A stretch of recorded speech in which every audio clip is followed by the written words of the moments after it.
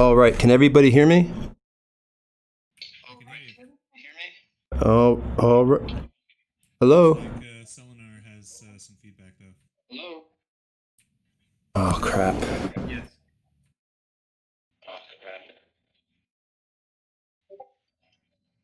Who has the feedback?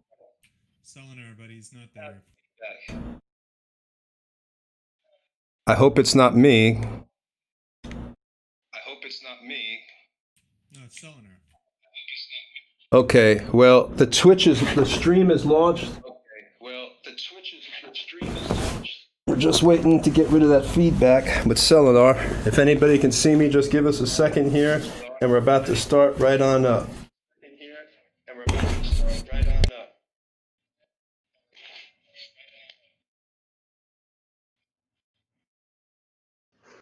Oh yeah, I can see.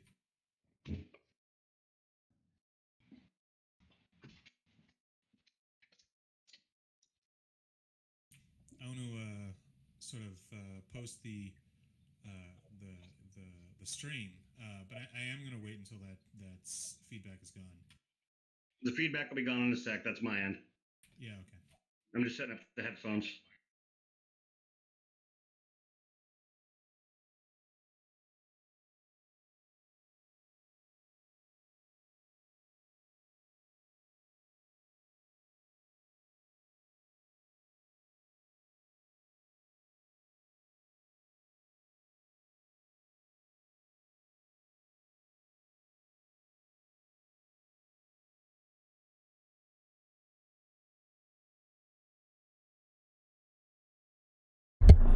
Sorry, we were late, guys. We were trying to get everybody a picture on screen here, and it's not always too easy. We got 4 cameras running, so yeah, it's a challenge. I'm just waiting for my assistant.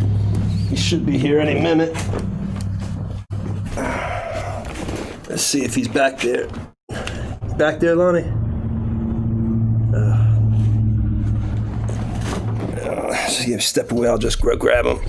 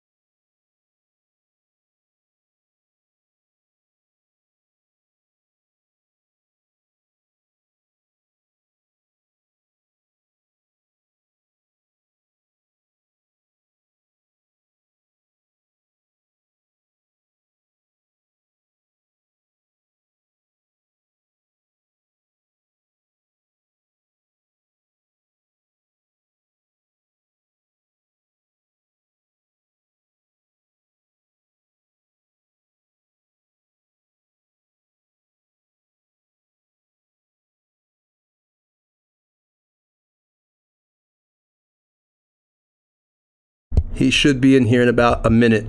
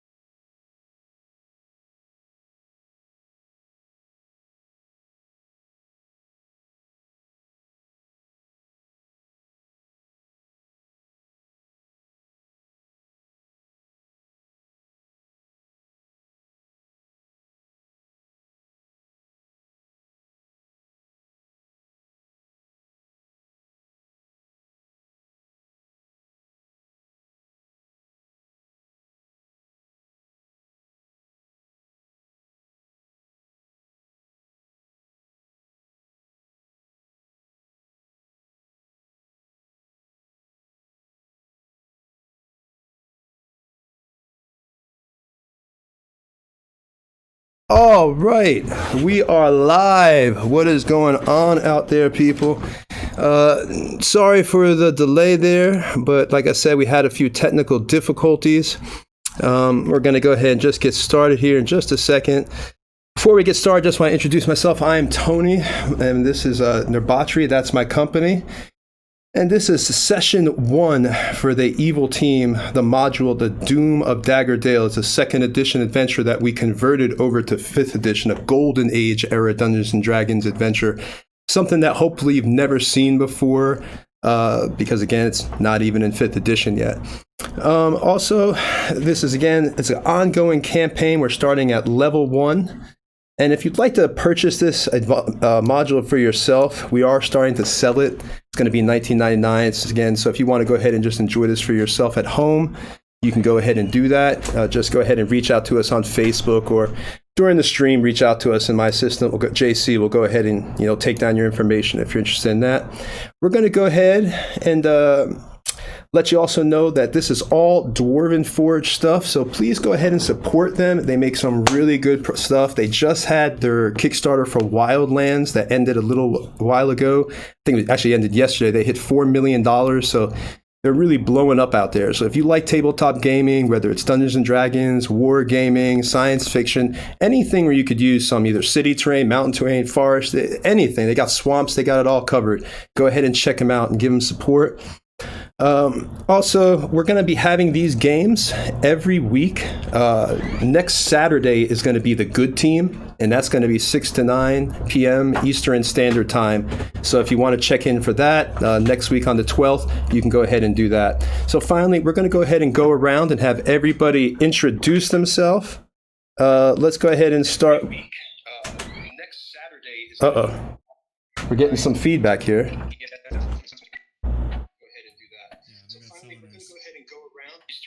Ouch. Don't know where that feedback was coming from, but sorry, people. So we'll go ahead here. All right, it should be off now. Yeah, it should be off now. All right, so we're going to go ahead and have everybody introduce themselves. They're going to go around and just let's go ahead and do that. Who wants to go first? I can go first. My real life name is Raven, and I'm from Canada, so I think I'm the resident Canadian here. And my character is his name is Jimmy Tricks, and he is a dwarf. He is this very pale, very kind of insane kind of dwarf. And he's actually a Dragar. And he comes from the Underdeeps, so you guys can expect some weapons flashing. That's it. All right. And my name is Eric, and I'll be running a Wood Elf Barbarian by the name of Cutter. He's the last of his tribe of the Blood Tree clan, and he has a lot of issues, as you guys will find out as we play. All right. Who's next? I think got 2 more people in here. The players are super low. Who is low?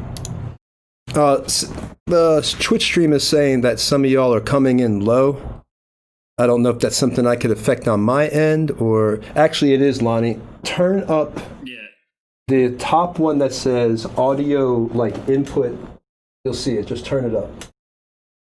Like audio input source. Capture. Yeah, input capture. Turn that up, that little blue bar. Yeah. And that should let us know if that makes it a little bit better, if y'all can hear something a little bit better now.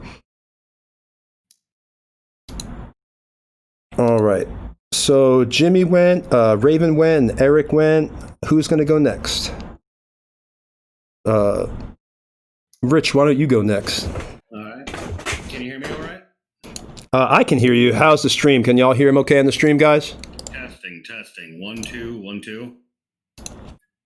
Still low. Still low. Okay. Well, let's turn it up a little bit more then, Lonnie. Or JC, crank it up.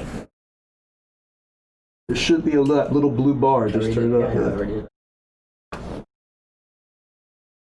Sorry about that, guys. We're working on getting that a little bit louder for you. Just say it sounds like the volume I can't. That. Go ahead All and right. yeah, go ahead and say So- something now. All right, go ahead, Rich.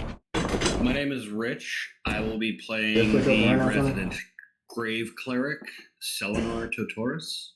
They are a wood elf that has traveled Not around bad. and seen some things, and they've decided that if death is going to happen all around them anyway, they might as well make some use of it and try to do some, as they see it, good. All right, that's cool enough. And I think Young is is it Dung or Young? How do I pronounce? Hello, is she here? Did we lose her? She's speaking and I cannot hear her. Uh-oh, you might be muted, Young. We can't hear you. She's saying no. Oh, she's just very low. 'Cause I can't hear her. Yeah, I don't know what's happening with that. Yeah, I can't hear you, Young, if you're talking. Is your mic on the right source in Discord? Yeah. I mean, you wouldn't be the stream wouldn't be hearing her if or hearing all if I couldn't hear her. So I can. I can't hear her. So I mean, I can hear you, but I'm saying the stream is I can't hear her either. So it's something on her end. I can hear you all, but I can't hear her. So that might be something on her end right there. Yeah, no, that's what I meant on her end is her mic. Yeah. You might need to do some settings. Well, I'll go ahead and tell you a little bit about her character. While she does some adjustments to her mic, she is a fallen Aasimar paladin with a noble background here. That's what she's going to be playing. And again, this is all the evil party here. So if she was here, she could probably tell me a little bit more. Let me see is she trying to talk? Yeah, she's talking, but just can't hear. Uh-oh. What happened? We had sound before. Yeah, what happened? Did you unplug your mic or anything, Young, or?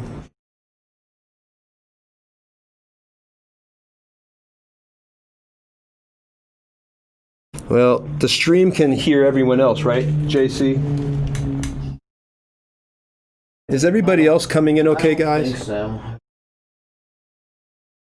All right. Gentleman Wake is still saying that the our volume is a third of your volume. They're muted.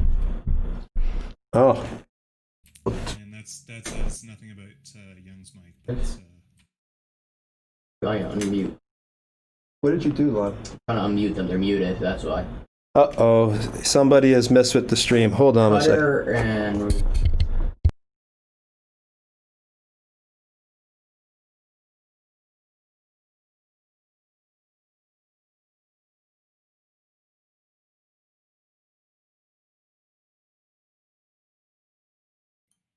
Just make sure your camera is selected in the Discord chat and that'll go away. There you go.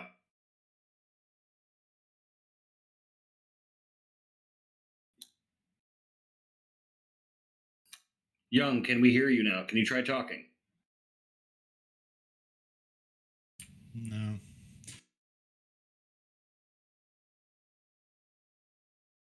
One second, she says. Ah, reconnecting, of course.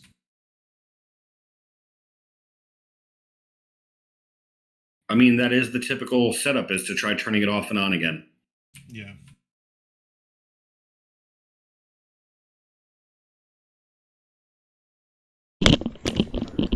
We cannot hear you. She switched over to her phone, but we still have no audio from you.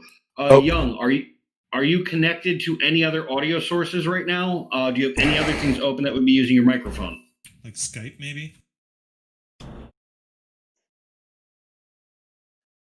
Well, Give me a moment. Let me try this. okay, just to let you all know, Cutter, your mic is muted on your end. That's why they can't hear you. You have to unmute your mic.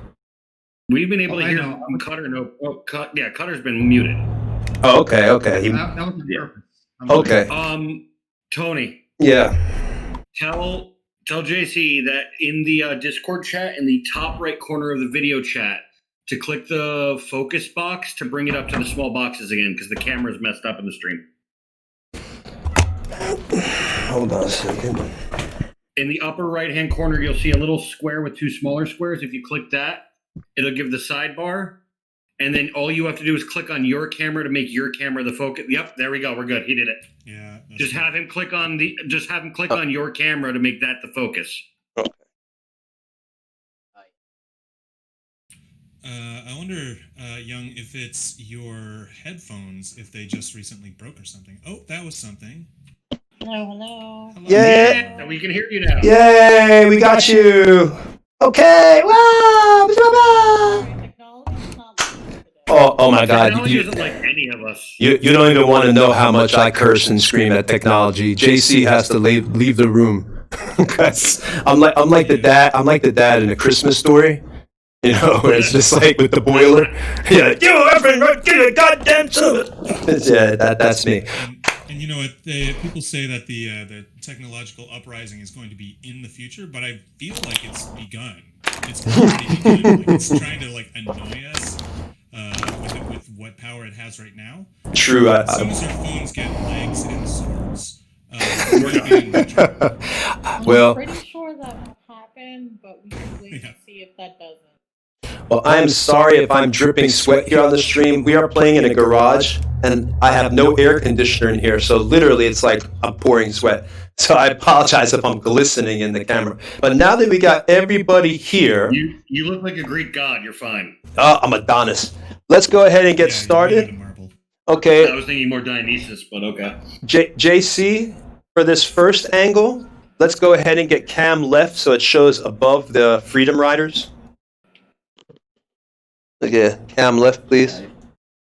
There we go. Just talk along. Okay, we're going to go ahead and start now. So let's go ahead and jump right into it. We've already had the intro. On a windswept and starless night, a letter has been delivered to one within your group with news from their sister.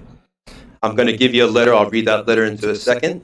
She speaks of well wishes and hopeful plans for her future wedding, but she also reveals subtle feelings of dread, as well as troubling times she believes to follow. Eagerly wanting to start your new careers as adventurers, you decide to follow your fellow companions. Oh, hold on. From what that is, eager to start your adventure, you decide to follow your fellow companions. But who cares about her or her problems? That is, unless she has something valuable.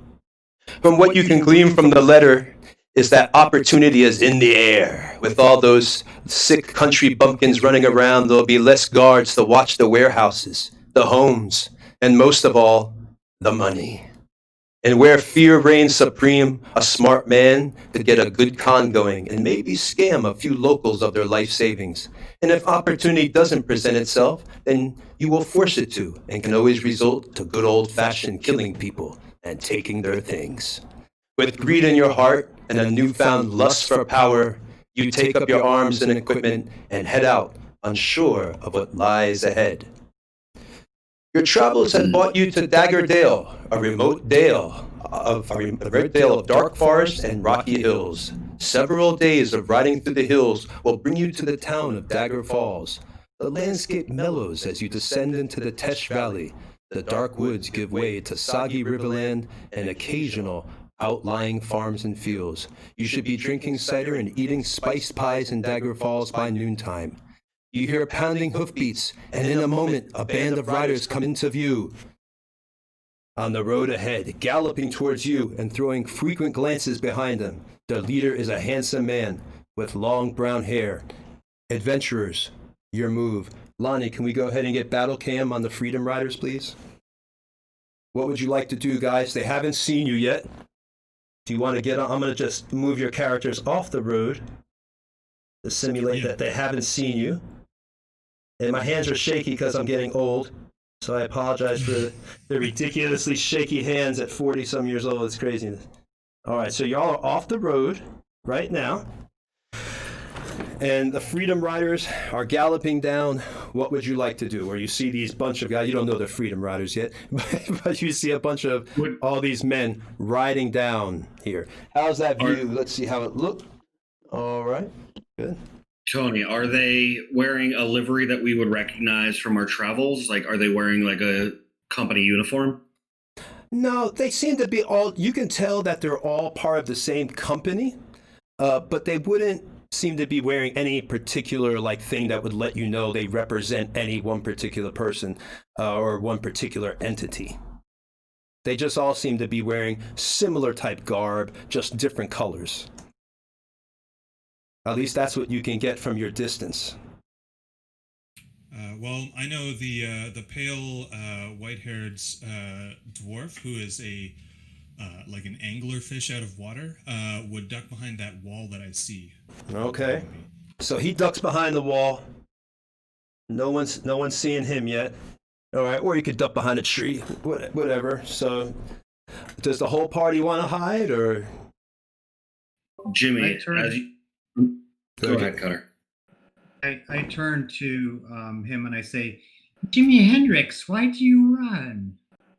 You do not need to hide.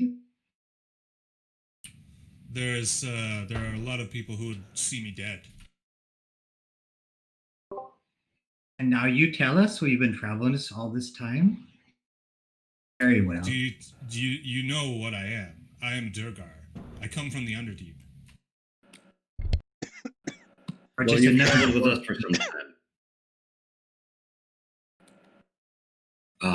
As I see them coming up, I look back to Jimmy. Jimmy, do you still have that cloak that we gave you in the last town? The cloak. I have no context for this cloak. I muted it, Lonnie.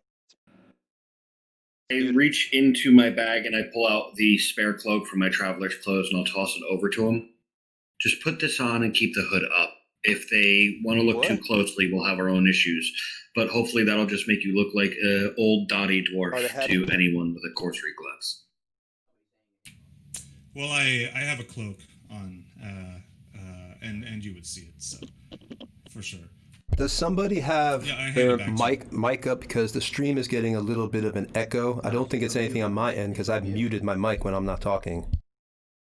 Oh, it is from me. I'm trying to figure out where it's coming from then. Just go. I'll figure it out.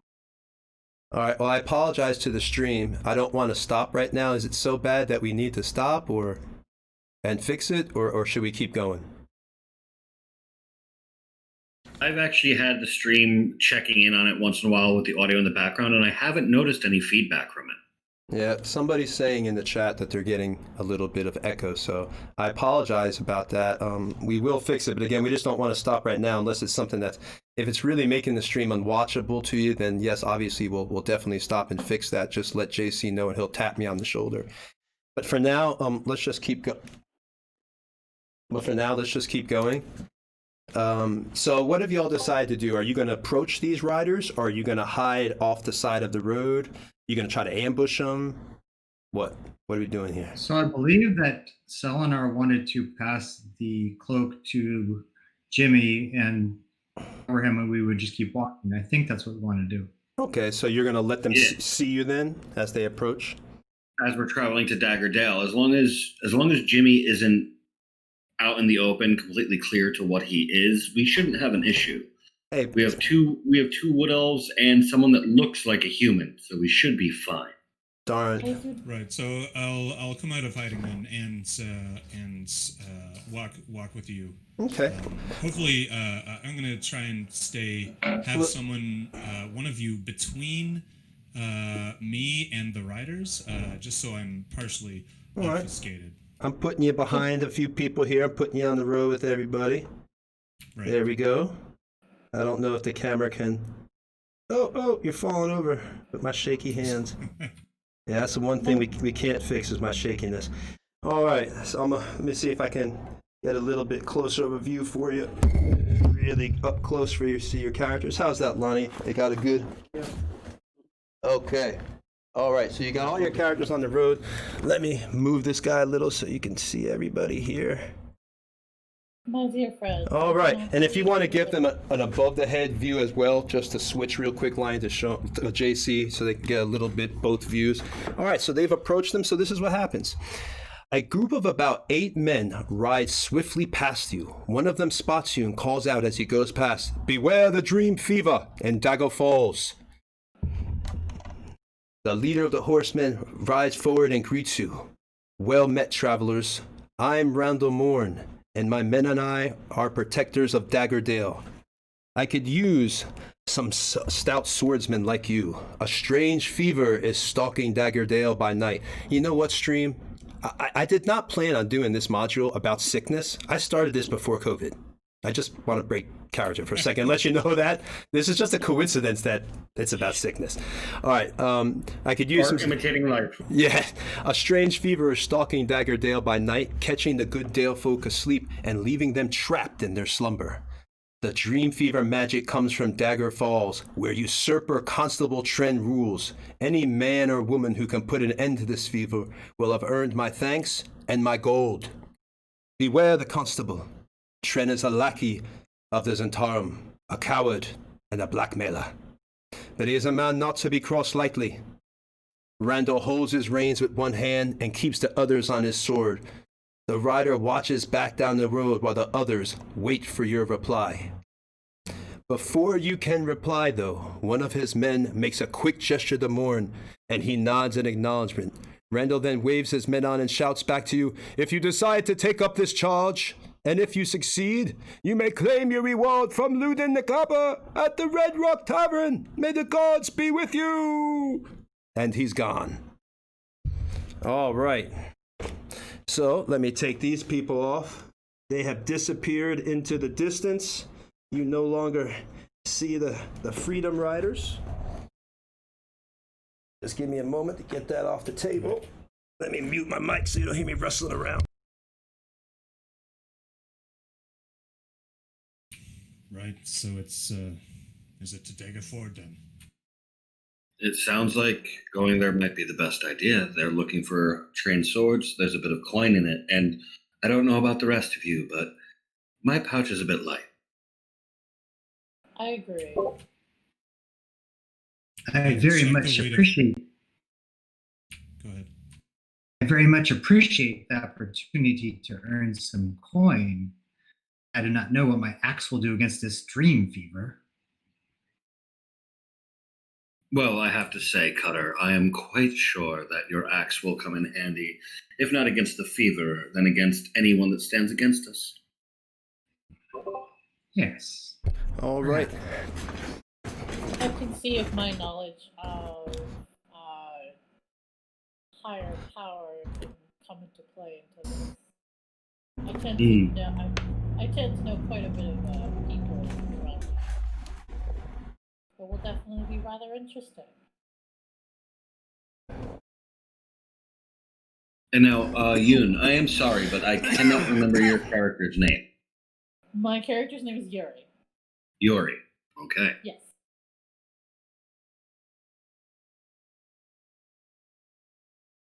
All right, so what are we doing? Are we now? The world is open to you. Let's go ahead and give we're going to go ahead and do a wide angle view, DM view, real quick. At this point, guys, you can do anything you want. You can head towards town.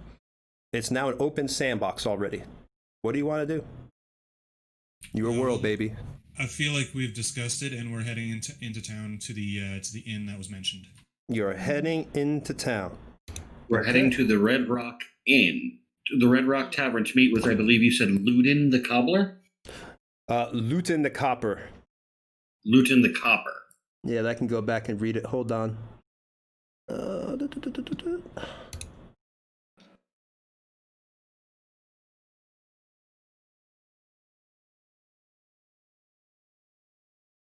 Yep, Ludon, Loudon.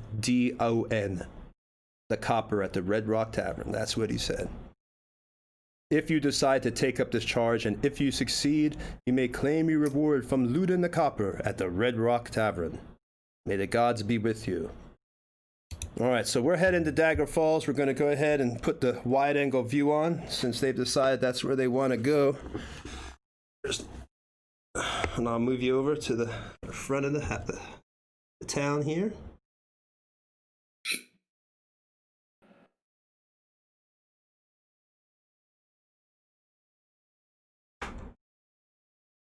And Tony, the name of the individual they said not to listen to, the usurper, what was his name once more? That was Constable Tren. Tren. He's the usurper, the scumbag, a real evil guy. Somebody y'all will like. Your type of people. Since you're all the evil party, scum and villainy is your thing. All right, so I'm going to move this camera so we can get a little bit of a first-person view going when you arrive here. Just after this, we won't need the first person because you'll be in town. How's that view, guys? Are y'all are in camera focus right there for battle cam? We are. To the side. Go ahead, put battle cam on, Lonnie. Okay, doing battle cam. Yeah, real quick for their arrival in town. Just a quick little arrival. Yeah, so people can see them. Tilt a little bit. Yeah, let me move so they can get. Oh yeah. Oh, that looks good. There you go. Got the tavern. Sorry it's shaking, guys, when I move this isn't a perfect process. It's being done in a garage, and yeah, what can we say? It's a little shaky. There's an earthquake. Yeah, when I move this camera, it's a little shaky. All right, so let's go ahead, and now that you've arrived, as you crest a small hill, you see what must be Dagger Falls. Even though you are not all that experienced, you have heard some things about this rough and tumble town. Although the local dalesmen are a good sort of folk, the years of attacks from bandits, monsters, and raiders, as well as Zentarum spies infiltrating their ranks, has taken its toll. They want nothing more than to be left alone and have a little patience for small talk, for those they deem outsiders. You notice something else as well. It's on the faces of everyone here. It's fear. They are weak, and the weak will suffer the will of the strong. You've heard good things recently about Dagger Falls with the Zentarum taking over, and now with a corrupt constable as puppet ruler, things couldn't look brighter for you. The world will come to tremble at your approach, and here in this pisswater town will you birth your future.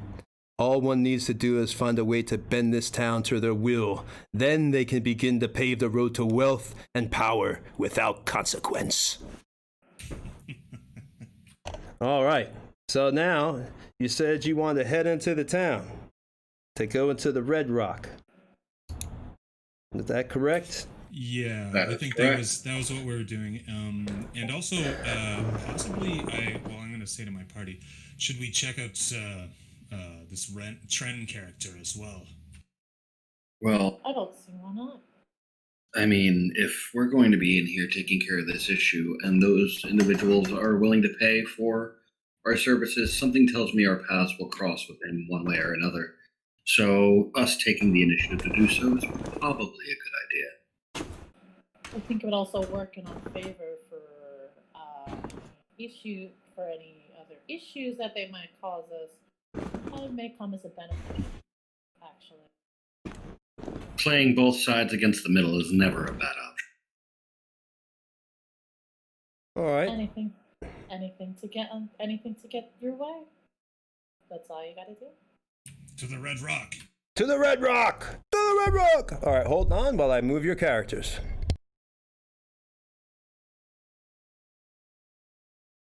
In another couple of years, Tony will have this Dwarven Forge set up, not only with the beautiful terrain and the miniatures, but he will have a fully robotic system set up under the table to automatically move the minis by remote control. What? Is that a real plan? No way. The way he's going, I don't doubt it. I see you got your air conditioner there blasting you with, trying to blast you with cold air. Yeah, stream. Oh. Oh. Right, yeah.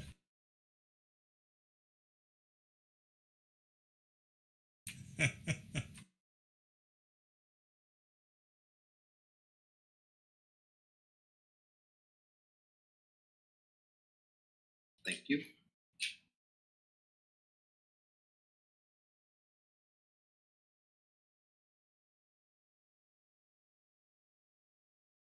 So as a note, Tony. So Cutter he comes from the deep forest, high forest. He generally walks around in a loincloth. So if somebody wants to say something, let me know. He does have a animal skin tunic that he'll begrudgingly put on, but for now, he's tatted up and brandishing his weapons and just has pretty much underwear on. My dear companion, Cutter, I do think might be a better idea if you would put on some appropriate clothing while we are here.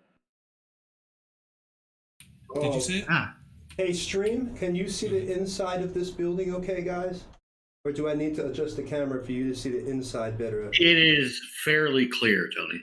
Well, I'm saying, can you see everything? There's also a tavern keeper. Can you see the tavern keeper right here? Yes, we can see the bar, we can see the tavern keeper, we can see the stairs, the tables, the buckets. Okay, cool. All right. So you are now inside the Red Rock. All right. And I can move my chair a little bit better because now the other camera's out the way. Isn't that nice? All right.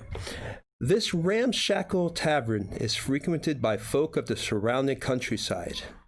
It is run by a minstrel named Kessler. Let it never be said that adventuring isn't thirsty work. With that in your mind, you decide to make your way to the local favorite tavern, the Red Rock Tavern. As you turn the alleyways, you see what must be the tavern. The Red Rock obviously refers to the red paint used on the outside of the tavern. We've already moved that top shelf off, so you can't see it as well. Although the outside seems a bit worn, you are surprised at how well the inside is kept. Not to say it is an imperial palace to drink your ale at, but it has a stoic charm of the Dalelands. A young lady wearing a purple dress begins to speak at you as you approach the bar. And you notice that Minnie has purple on. She really does. The Minnie is colored accurately, stream. That's how far we go. Minis are colored accurately. Every mini is accurate. There's nothing spared, no expense, and that's why we ran out of money. Hi and well. The only expense was paid. The only expense that was spared was Tony's comfort in his current setup. Yeah, literally. We want him to suffer as much as he will make us suffer in this campaign. No, I don't do that. All right, so here we go. Hello, hi, and well met, travelers. My name is Kessler, and yours? Hello, do you have any names? Oh, you're speaking to us. Go in and sit down. You're inside the tavern, guys. She's asking your names. Yeah. We pretty much walk past her, have a seat at the table, and then after a moment, Selenar will look over and like, "Oh, I'm sorry. Are you speaking to us?" Oh, well, I'm glad you came in. Ever since the Zimtarum took over the town, we don't get many folk here anymore, except the locals.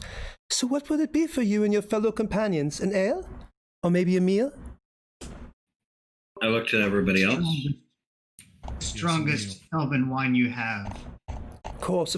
If you have some fungus, I would like that. Some fungus? I could mushroom check. stew or whatever. I could see what I have, of course. Let me see. I can't say I have. Would a piece of cheese do instead of the hunk of mold that you were looking at? Cheese is fine. Okay, that would be 1 silver piece. And for you, someone wanted a strong elven ale? That was for me, please. Okay, I'll be right back with that. That will be 4 copper pieces. I'll be getting your things in just a moment. Is there any of your other companions? Would they like anything here? Can I help you in any way? Just an ale, if you could, please. Of course. And 4 silver pieces for you as well. I will get that for you. Anyone else? Hungry? Thirsty? I'll have a glass of elven wine as well, but we're actually here for a little bit of information after you fetch our drinks and food. Of course. Well, we could see about that. I've never recognized you, but we'll see. All right, so she goes off to go ahead and get your drinks and everything. Is there anything you want to do while you're waiting, or just want to fast forward until she gets back? Well, while we're sitting here and we have a moment to ourselves, what is the plan of action for going about this? Do we just want to be straightforward with them and tell them that we're here to save the village, or do we want to play it a little bit closer to the chest? I see no reason I to think the best thing. try and use cunning at this point. Tell them what we are here for, and we can ask them what exactly they will. I would tend to agree, though I'm not one for these conversations. I would rather agree that we would need to first find out what they would need from us, unfortunately for that. But the way to go about it, Well, if that's the case, then forthright might be the best way. We'll save the cunning and the subterfuge for when it's necessary. All right. Are you ready for Kessler to come back? Yes. Okay. All right. So here's your drinks. And of course, here's your cheese. And who had the elephant wine? And then, oh, that's right, it was you. And then you had the ale, I believe. Okay. And here you are. All right. And you said, is there anything else I can do for you? Well, as I said, we are looking for information, and on our way into town, there were a few riders that warned us of a dream fever that's been taking over the town, and we are looking to investigate it. Oh, yes, the dream fever. It has been struck us very recently. It is. I could tell you a little bit about it. It's, it starts, it seems, with like a normal fever, like a minor cold, but then after a day or two of fever and sweats, the victim seems to fall into a fitful sleep and doesn't wake up. About 140 people have already been claimed in Dagger Falls, and I've heard many more in nearby farms. 60 of them from the garrison, from what I hear. Most victims have been asleep for several weeks. A few have disappeared, and several are dead. We are puzzled. No one knows what's happening. No one can say. It's like it's just spreading, and there's no stop of it. Are the victims of this plague centered around any specific location? No, it's at night. It seems as if they're struck, and by morning they wake up, and like I said, it seems like just a cold. Or that's what I've heard. At least, thank God, thank Lathander that no one in my family has been struck down. We Dale folk are hearty people, but even something as vicious as this seems to be striking us down too. I only could scarcely imagine what it would do to the rest of Faerun if it were to get out of this town. Well, Surely someone must know something. What'd you say? He says, surely someone must know something. As far as I could tell, there isn't really much that I know. Maybe the constable would know more, or maybe other townspeople. You could check around and ask. But it's a mystery to us all right now. Where is this constable? He's over at the garrison. But of course, you could also ask around other people as well. Anybody in particular you could point us to? All right, listen. I suppose that there might be a little bit more information that I could help you with. A little. The thing is, you don't look like locals, and we don't get many people like you around here, but even though we don't get any traffic, and add to the fact that my supply wagons keep getting raided by goblins, I just don't think I could offer you anything for free. Even information. I'm sorry. If only my wagons weren't getting raided any. Perhaps I could maybe afford to help you. So you've got a goblin problem. It's a slight goblin problem. That's what I've been told. They're just these raiders. So what you're insinuating is you would be willing to trade us information if we were able to help you. Yet the information you have doesn't seem to be valuable enough for anyone else to help you. So much different when it's the evil party. Good party's like, we'll help you. All right. No. What beyond information can you offer us for us to take care of your little pest issue? I know of someone who may have the dream fever that you could go speak to. Before, maybe you could find a way to get them to tell you more information. Even in the midst of this is me turning to the party, even in the midst of a sickness, where people around her are falling, where people around her are sick, she's more worried about her supplies and the coin she can make. This just goes to prove my point that not all people are as good as they seem. That is yet true. I'm interested in perhaps helping her with this goblin problem for some alternative coin. A simple problem, I think. Goblins can be simple enough as long as there's not too many of them.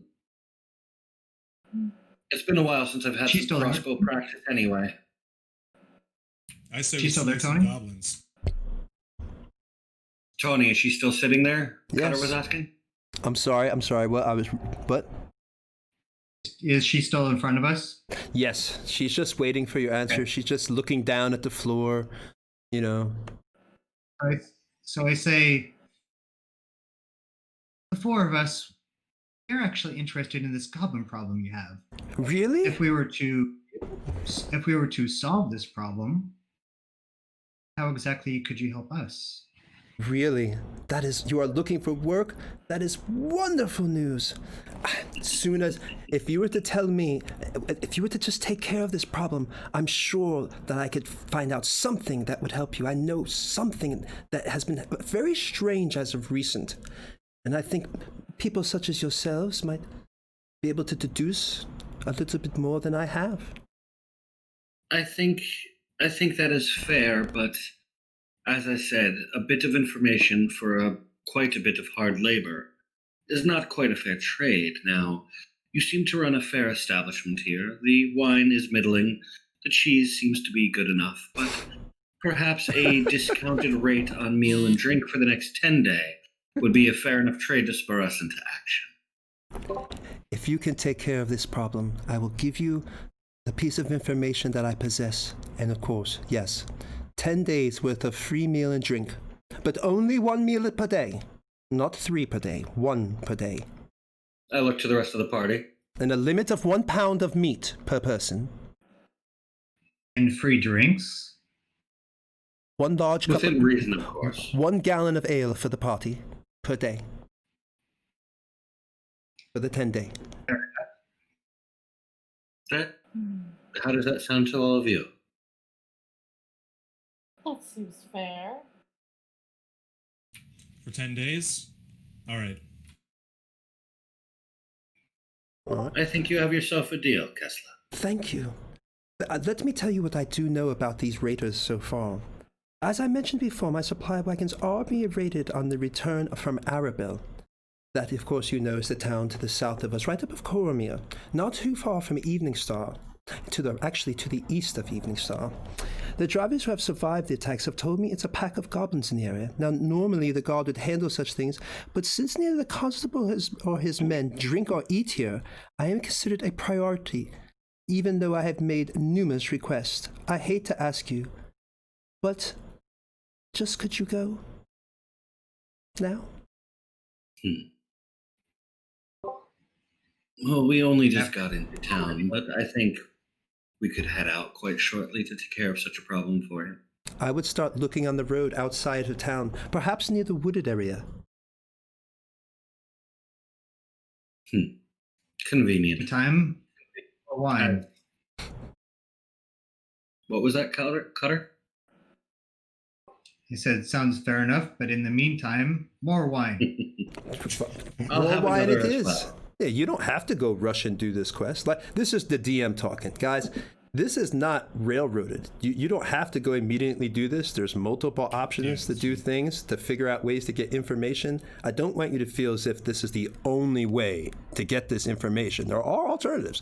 But if you just want to go do other things, this is open to you. All right, now back to it. But yes, more wine, more drink. Here you go. I'll bring a gallon for you. As a reminder, Tony, you might not have gleaned from my bio one of his issues is he does drink a lot, so you can decide how much he drinks Go tonight. ahead. Oh boy. I'm suggesting we go the next morning. Go I'm ahead. suggesting we go the next We day. will try our best to temper that, Cutter. Don't worry. We've also been warned on the way into town to stay away from a man named Tren, some kind of usurper. So I would like to know where he is so that I can stay away from him.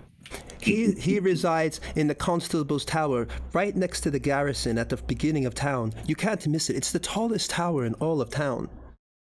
He's usually standing right out on his platform, observing us all, looking over us like a wicked little vulture that he is. He is not even the right man to be. He's not even the right heir to this town. It's Randall Morn. He is the one that is supposed to be running this town. Luckily for him, or luckily for us, thankfully, Randall is out there, but he has not been able to come back to the town. But I have heard talk of rebels that have been slowly building up that might be making an attack on the town and bringing it back to us. That Some sounds rebels. rather interesting. I don't know about you, Ketchel, and I don't know much about this town. But words like that against a town's leader could spread very quickly, and if I were you, I would be very careful who you say things like that to. After all, we're not from around here and you don't know us. Yeah. Thank you for the advice, but he has more to worry about than me. He considers us nothing and nobodies, of no real threat to him. Well, considering the fact that you're turning to begging the first people to walk into your establishment for help, I would say he might be right. That's, but it is also it is also his fault there are that some. he is not able to. What is that? He's not able to. Let's say, be the proper leader that he's supposed to be. No, he's a Zentarum lackey. Sadly, though, there are some people who actually enjoy his rule since it has stabilized trade in the area. So after so many years of him being here, they simply need him around. So some of the townspeople simply tolerate his rule, corrupt as it is because it's the only way to survive and easier than dealing with his Zentarum retribution. So the Zentarum, who are stabilizing the economy here, are going to be usurped. We would hope that. I wouldn't call it usurped. Tren is the usurper. Randall Morn is the rightful ruler. He is the one that's supposed to be the one in charge here. But again, the Zentarum came and pushed him out many years ago and put Constable Tren in his place. Do you know about Randall Morn, or is there someone we can find more who can give us more information on that particular person? Out of curiosity. I'm sorry, what was that? I didn't hear that. No, I was trying to find I was trying to see if she knew more information about Randall Morn as the actual person, or if she could point me towards someone who has more information about that. I'm trying to use my charms and my wits. All right, who has more information about Randall Morn? Is that what you want to know? Hello? Yeah. Oh, you're just coming in a little low, so I'm sorry. So you want to know about Randall Morn? Yeah. Well, let me see. That's about the bulk of his story. He was the rightful heir to this area. He was supposed to be the one that was in charge. Of course, he is not now because he came. I'll do it in her voice. Well, the best to know that I could tell you, other than the fact that the constable usurped his position all those years ago, is the simple fact that I believe that the raiders and the rebels will eventually turn and take this town back for us. That is the hope. I have not seen any business since the Zentarum come in. All they seem to go to is the other tavern. A filthy little place. I can't stand it. The Broken Dagger. You can't miss it when you come in. It's where all the scum and villainy go within this town, and of course, anybody who's a consorter. Why didn't we go there? And I laugh. I definitely laugh. Right there at the table, mouthful of cheese. Sounds more my speed. All right. But she has been kind enough to give us the information that she has, and we've agreed to help this dear poor woman. Yeah. So I'm sure Commander Trent will be indisposed. Trent will be indisposed during this time. So why don't we have a look around, see if we can find anything out on these pests, and then see if our paths cross with Commander Trent, and we can handle that when we get to it. Indeed. Why don't we just have some more drinks and tomorrow we head for the goblins? Well, y'all never Connor. even cared about your sister. Y'all like to hell with the sister. You never told us who the sister was. I have 9 siblings. It could have easily been mine. No, I said it was the house. Remember at the beginning? All right, she was the sister. She was in a house in the back of the town. Remember it when I read it in the beginning? She was she was in the but whose sister? Randomly choose who wants to have the sister. In Everybody the party. I know it wouldn't be mine. Well, as I told you, I do have 9 siblings, Tony, so it could easily be one of those. Okay, well, make it your sister then. Your sister wrote you the letter, and she told you strange things were occurring. Okay. But that's just one possible thing. I guess I'm just saying in case you forgot about that. It's just letting you know. We should have her over there. If that's the case, if you're looking to drink a bit more, I would not be opposed to that, but there is someone that we should meet while we're here. After all, my dear, sweet sister. She sent a letter that led us on this path, and let's see how she is faring. All right, so you going to drink first, or are you going to the sisters first? I stand up and I say, "Oh, that is no problem." I say, and I grab a new bottle of wine. I say, "I'll take this one to go." All right. So are you heading to? Carrying my All right. Let me read off the locations that you can visit within the town, so you know your options too. Because you don't have a map in front of you, but here's your choices that you can visit. Just within your view of the town, you can see a temple. You see 2 inns. You saw the one in the red roof. Then there's another inn. You can see the constable's tower. You can see the garrison, the market square, the Red Rock again, which you just went to. There's the Teshford Arms Inn. Then you can see a warehouse. And then up on a mountaintop, which the people can't see here in the stream, we'll have to put the camera over there, you can actually see some ruins, which I'll put the camera on in just a little while.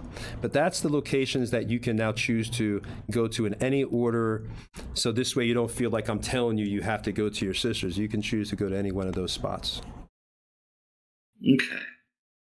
Or you can leave town. I'm actually pulling up my character's background on Roll20, so I can send it over to you, Tony, so you can choose from that list of siblings. Quite expensive. Well, the funny thing is, one of them is actually a tiefling. So, well, we can head off to your sister and possibly the hive of scum and villainy would have cheaper drinks there as well. All right. So, which one do you want to go to first, guys? Well, I feel stopping to visit my sister, for me at least, should be top priority. All right. I'll put you over in your sister's house, and I'll put them. 1, 2, 3, 4, 5. 6 of my siblings are sisters. Most of them are elves, but one is not.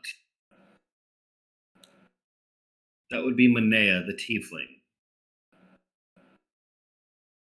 Yuri wishes she actually grew up with siblings. Unfortunately, she was an only child. Hmm. And Jimmy Headtricks, he is part of a brood but lives his life solo. So I know none of my brothers and sisters. So everybody's, the rest of the party is going to the Broken Dagger then? The Broken Dagger. Okay, to the Broken Dagger.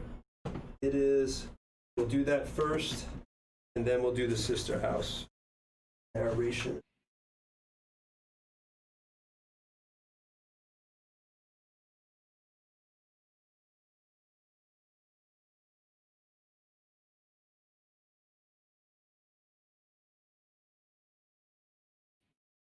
Yeah, one day I will have robots that do all this. They'll just lift everything for me.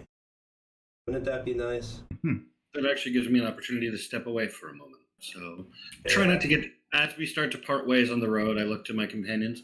Try not to get yourselves into too much trouble, and I'll let them know where my sister's home is if I am not done before they are. Is there a particular type of flower that she prefers? Out of curiosity. She prefers the more pungent flowers and weeds that you might find. Sort of covers the, how to put this lightly, the smell of sulfur that surrounds her.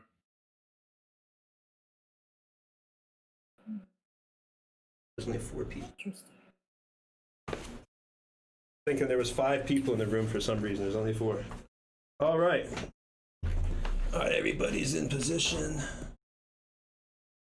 If there is some kind of flower Okay. shop, All right, so let's go ahead and go to the Broken Dagger. We'll do those people first. If the Red Rock Tavern is the locals' bar, then the Broken Dagger is the bar for Zentaran brutes, orcs, and all manner of general collaborators. Locals say you'll never find a better hive of scum and villainy, so it's no surprise that upon your arrival, you can tell this dive has seen some serious actions. You can hear yelling and glass breaking before you even walk in the door. This is going to be an interesting visit. As you walk in, the crowd inside grows a bit more quiet for Ezek, as many Zent eyes turn to see who has come in their bar. A gritty skinned, black-toothed human male with an eye patch soon approaches, cleaning a cup he is holding, what is obviously a dirty rag. Looks like you daggies are in the wrong place. Your boys darn. I gotta eat some water, sorry. Water break. So this guy's Cockney. Yeah, tried to do the Cockney accent and lost my voice right there for a second. Yeah, choked on it. Looks like you daggies are in the wrong place. Your bar is down the street. Better get going while you can walk out here by your own accord. With that, you notice a few orcs stand up and approach you, and one of them begins to speak. Let me put the orcs in. Here's the orkies. Here's the orkies. And you have the an right camera, Lonnie, so they can see what's going on. Okay, cool. I hope, can you all see inside the tavern stream? Not yet. They should be able to see inside that tavern. There's a delay on our side, so it usually takes about 10 seconds. Oh, okay. Right, there it is. It's a little small. Do you need me to move the camera up a little bit so you can see it better? 1 second, don't do anything. Okay. Yeah, possibly. Zoom in would Although be I don't know great. if my resolution is just low or something on my end. Let me take a look. Here, I can move the camera up. Hold on. I can move the camera up. Up a little bit. Right. Switch to the DM cam. I have to. I can put the battle cam over here. You know, if everybody wants a little bit. 1 second. Stay right there. Stay right there. I could do a little first-person view. You're muted, right? Is that good? No, mute it. So.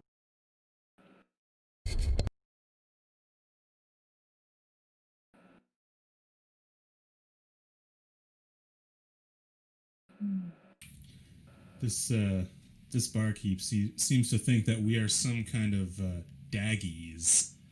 and we have just arrived in town. Indeed, but it does show blah, blah. I'm trying to find the right word for this, and I'm not having a good day. I'm sorry. It does show the lack of etiquette that they lack. Well, we expected as much when we came in here. They're not going to be a bunch of polite hooligans, are they? Of course not, because none of us can expect that from anyone. But we can expect a little bit of respect.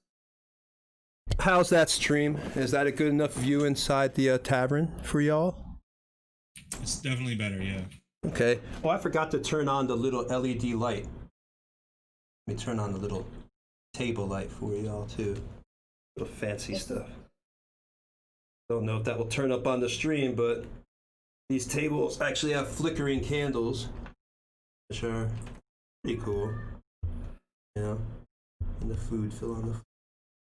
I don't care right now. All right, so let's go ahead. All right, Orc stands approaching and one of them begins to speak. Puny creatures, you weak. You fight Gorak. You prove yourself strong. Adventurers like you talk and talk, but you have no grumba. The others. So I would love to interrupt him by going into a barbarian rage and trying to throttle him. All right, so the fight's gonna begin then. I've drawn my weapon too. All right, so you're gonna fight. Who's fighting Gorak? We have if he's the one who's talking, he's the one I'm trying to strangle. Okay, and he's the one fighting us. So there we have it. All right, so you're all gonna fight him at the same time then. I've drawn my weapons. He was challenging one to a fight, but y'all are gonna do it. You guys can hold up. You guys can hold off for a second if you want. See how it goes.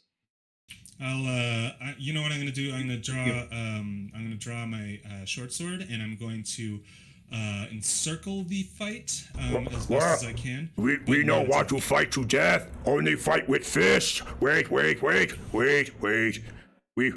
don't want that. Change. Prove yourself without sword. What, are you scared now?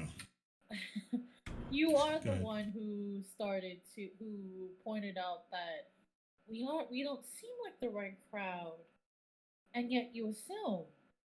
That doesn't seem to be any look of respect. Gorak begins to look back at his friends. The big man or the big orc that seemed to be tough and strong seems to be shrinking a little bit with your swords out now. He doesn't seem to be as boastful. His chest isn't pushed out as much. Well, I was just joking round, you know. Fun joke, not serious. Just we would just have fun fist fight, no fight to death, but no, we play. Ha ha ha ha ha. Gorak's friends are looking at him now, and they spit on the ground. You not stand up to human? Tony, the one part I kind of got broken on the sequence of things. My intention was to start strangling him before he stopped talking about how we just talk. And it got kind of sidetracked. Where I am with this. Somebody took out a sword. Yeah. I took out my sword. Somebody took out a sword. Somebody unsheathed some weapons. Right when you said. And I still trying to attack and choke him while that's happening. So, all right. So we're just gonna go for it. All right, let's do it. So you go into barbarian stance. We're gonna go for full-on fight. Let's go. What weapon are you using? Are you just gonna go for non-lethal, just beating the hell out of him, or are you gonna?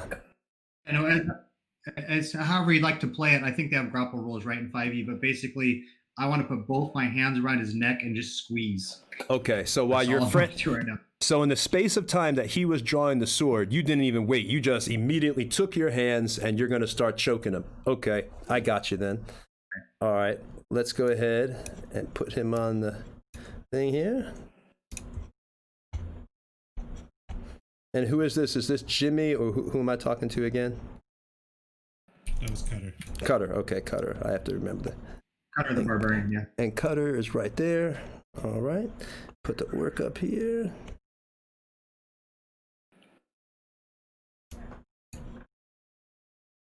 Can I just say, it always amazes me every time I look at the setup on Twitch, and I just love looking at the actual minis in the background.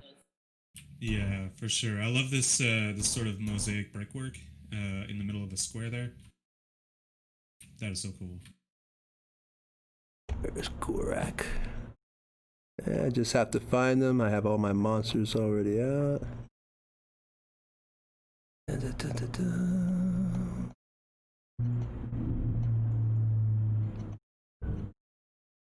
Honestly, if someone was not going to strangle one of them, I probably would have done it already, and probably would have intimidated.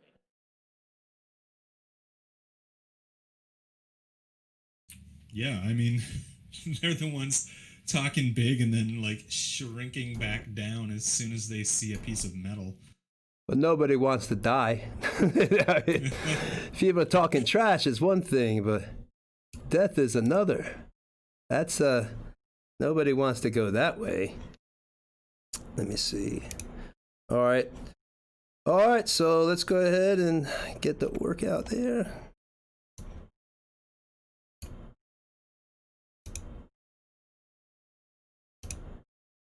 All right, roll for initiative. Let's say I'm going to put it as disadvantage on mine because we'll say this is kind of like a surprise, like you just instantly took your arms out. Hello? Great. I'm also going to roll with initiative. For initiative, because I have taken my sword out, and I feel like that might get me attacked. All right.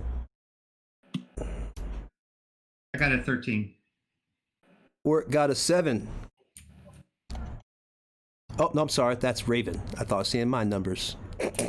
Orc also get a 7. Oh, you're right. Okay.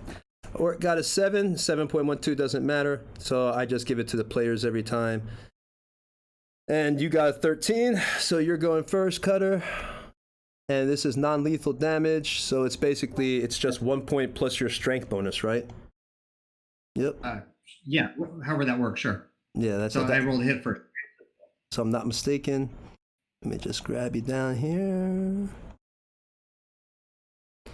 All right. Go for it. What are you going to roll? You can roll it at your house. You can just tell me what you got. Or you can roll it here on roll 20. That's wherever you want to do it. Oh, I can roll 10. You can just hit. 20. I like roll 20. It's fine. So it's just 1 plus your strength. So we'll just say, just roll for hit. Yeah. You need to roll higher than It's my strength. You still need to roll, I think, So an it's my attack. strength and my Yeah. You got it. You've hit him. All right. Right. All right. So you go as the orc is, he's sitting there. His eyes went to the right because he goes to see the sword. But before his eyes are bulging at the sword, your hands go instantly around his neck. You see the veins in your neck just pop out. You're like, you just pissed that someone would even have the audacity to talk to a barbarian. Like, who the hell is this guy? And you take your hands and you can see the thumbs in your fingers grinding into his flesh. Like it's just cutting into him. Like,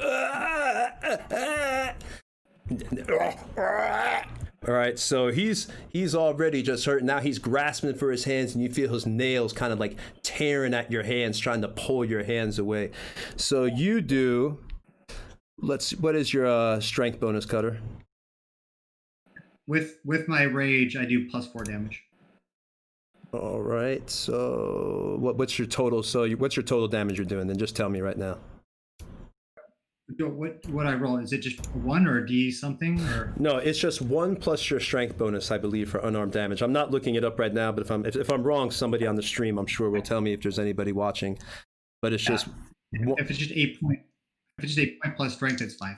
Okay. Somebody on the stream. What did you say about the stream? If it's just 8 point plus 5, then +4, then it's 5 points. Okay. All right. So you've done 5 points of damage to him. He is down a little bit. Let's take that. All right. It is now Raven's turn.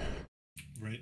I'm going to flip one of those stools and say yell at this little crowd of orcs and eye patch human that's nobody stops this.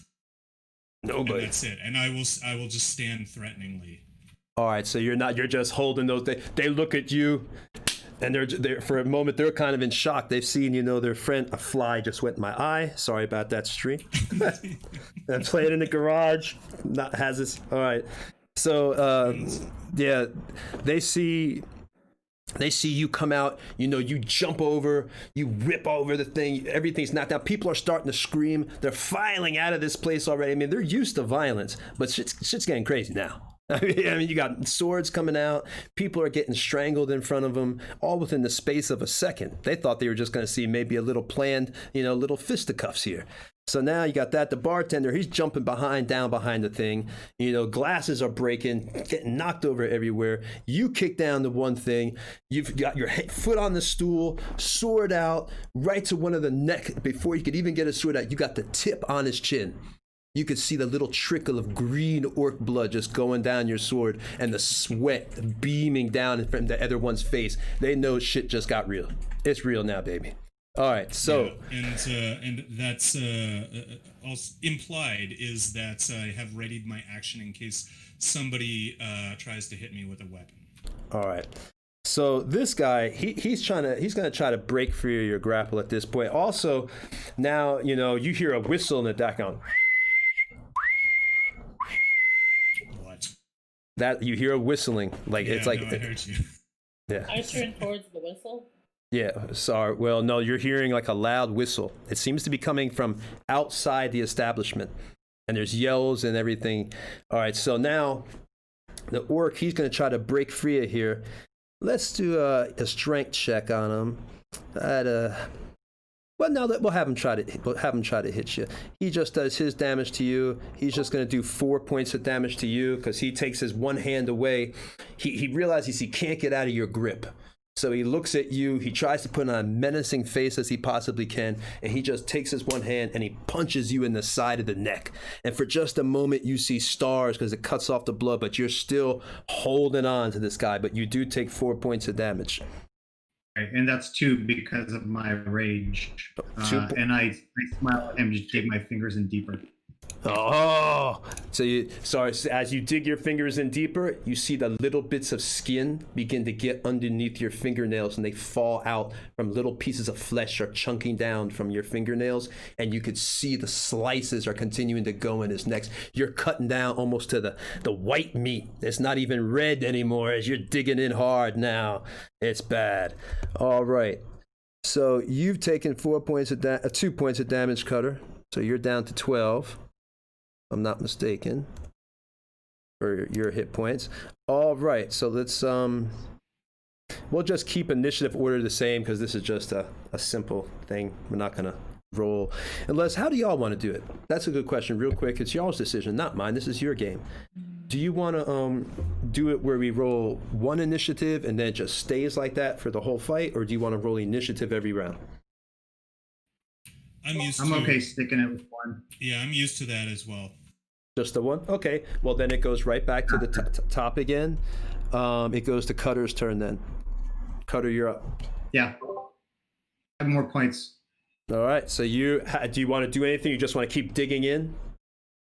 So what I will do is, as I'm squeezing, I say, Jimi Hendrix, I have this under control. Keep squeezing. All right. All right. So you're doing that. You're still squeezing. Now you're beginning to see the veins in the eyes of this orc. Even though their eyes are almost bloodshot red, you're turning even more bloodshot. I mean, you're seeing the veins begin to pop. The purple is coming. This guy is almost out. But at that moment, busting through the door, all of a sudden, the guards are coming in. What the hell's going on in here? Break it up! Break it up! Break it up! And they're all outside. You got a bunch of guards coming, and they're all over the place. Oh boy. Break it up in there. and they're coming in, and they're giving you the order to cease. Let go of him immediately before I clubs you. Oh boy. It's all right. The guards are now. What do you want to do? You want to let him go? So if he's anywhere Yeah. near a table, I'll kind of turn him towards the table and let go and make sure that his head kind of bounces off the table. All right. I let go. You want to throw him at the table with the candle that's on the stream right now? So is he? Perfect. All right. I'm gonna do that and try to do it in real time stream where we throw an orc onto a candle lit fire. All right. Yes. So he takes him. Wait. Cutter, you're over here. You're the. Yeah, wait. Where's your barbarian? Okay. So you just take this orc and you throw him. He's just all on the table. Table goes on its side. He's up. Orc is upside down. How does that look on the stream, guys? Looking good? Your hand's still there because we have the delay. All right, well, There it is. well, the orc is upside There it is. down. He's kicked over. Hey! What the hell's going on in here? Break it up now. Good, smart move there. You come with us. Alright. You'll come with us now if you know what's good for you. Get out of here and go on. Get out of here and just go on came about for your it. business.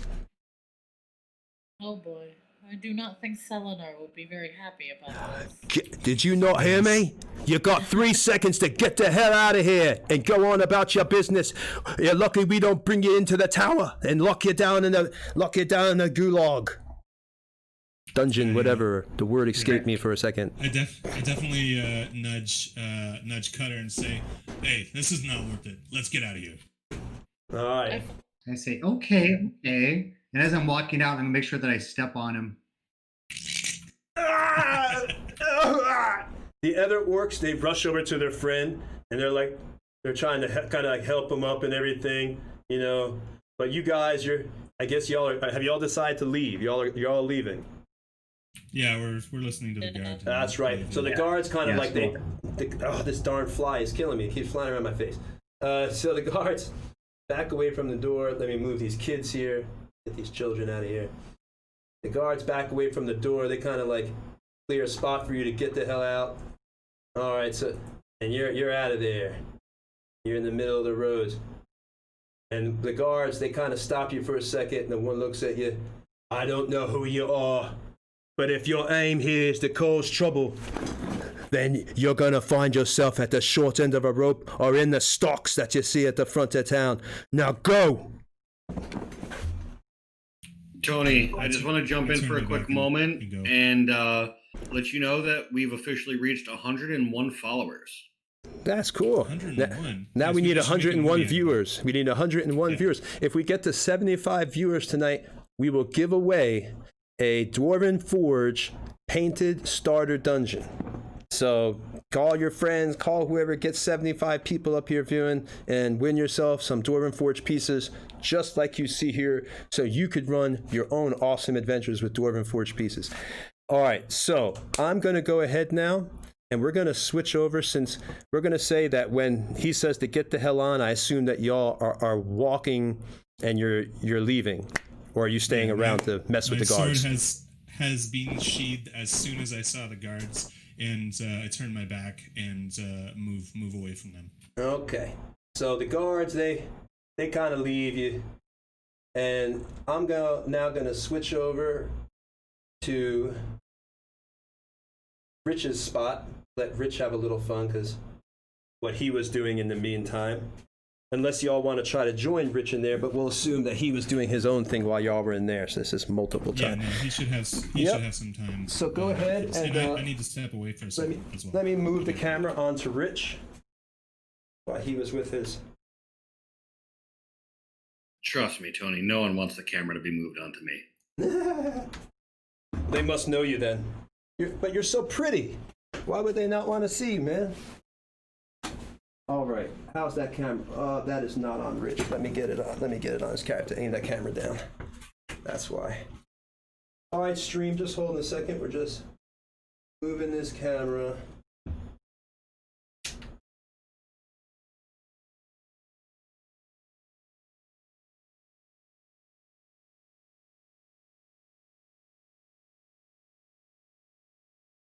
All right, that should do it. How's that look? That looks that's pretty perfect. solid to me. Yeah, that's perfect. All right, that is perfect. All right, so while they were busy having their own adventure, getting into trouble with the guards and getting into Leave them alone for 5 minutes. I know, man. What is wrong with people? They're so irresponsible. You know, you come into this world of you think in a world where there's dragons and everything else, people would be smart and just stay their ass inside the house. But no, they go out and try to cause fights. If I lived in this world, I would just dig a hole and stay there. There's ghosts and vampires. I'm not going anywhere. Yeah, but if you dig a hole, you have to deal with Boulay and Umberhulks. Ugh, I hate you so much. All right, so Nowhere is safe. So after moving your way through the small alleys that make up Dagger Falls, you arrive at a small blue cottage nestled up against the southern wall. It seems quiet, but as you get closer, a man comes out of the home holding a sword and begins to speak loudly. Who are you, and what do you want? The name is Selenar, and I'm coming to see my sister. Your sister? I apologize. I'm Brynhev. I thought you were the constable's men again, come to ask about the rent that they know many of us don't have with this sickness taking those we love. Please come in. Your sister is here, although I'm afraid she has come down with the dreaded dream fever that we have been cursed with by these vile night dwarves.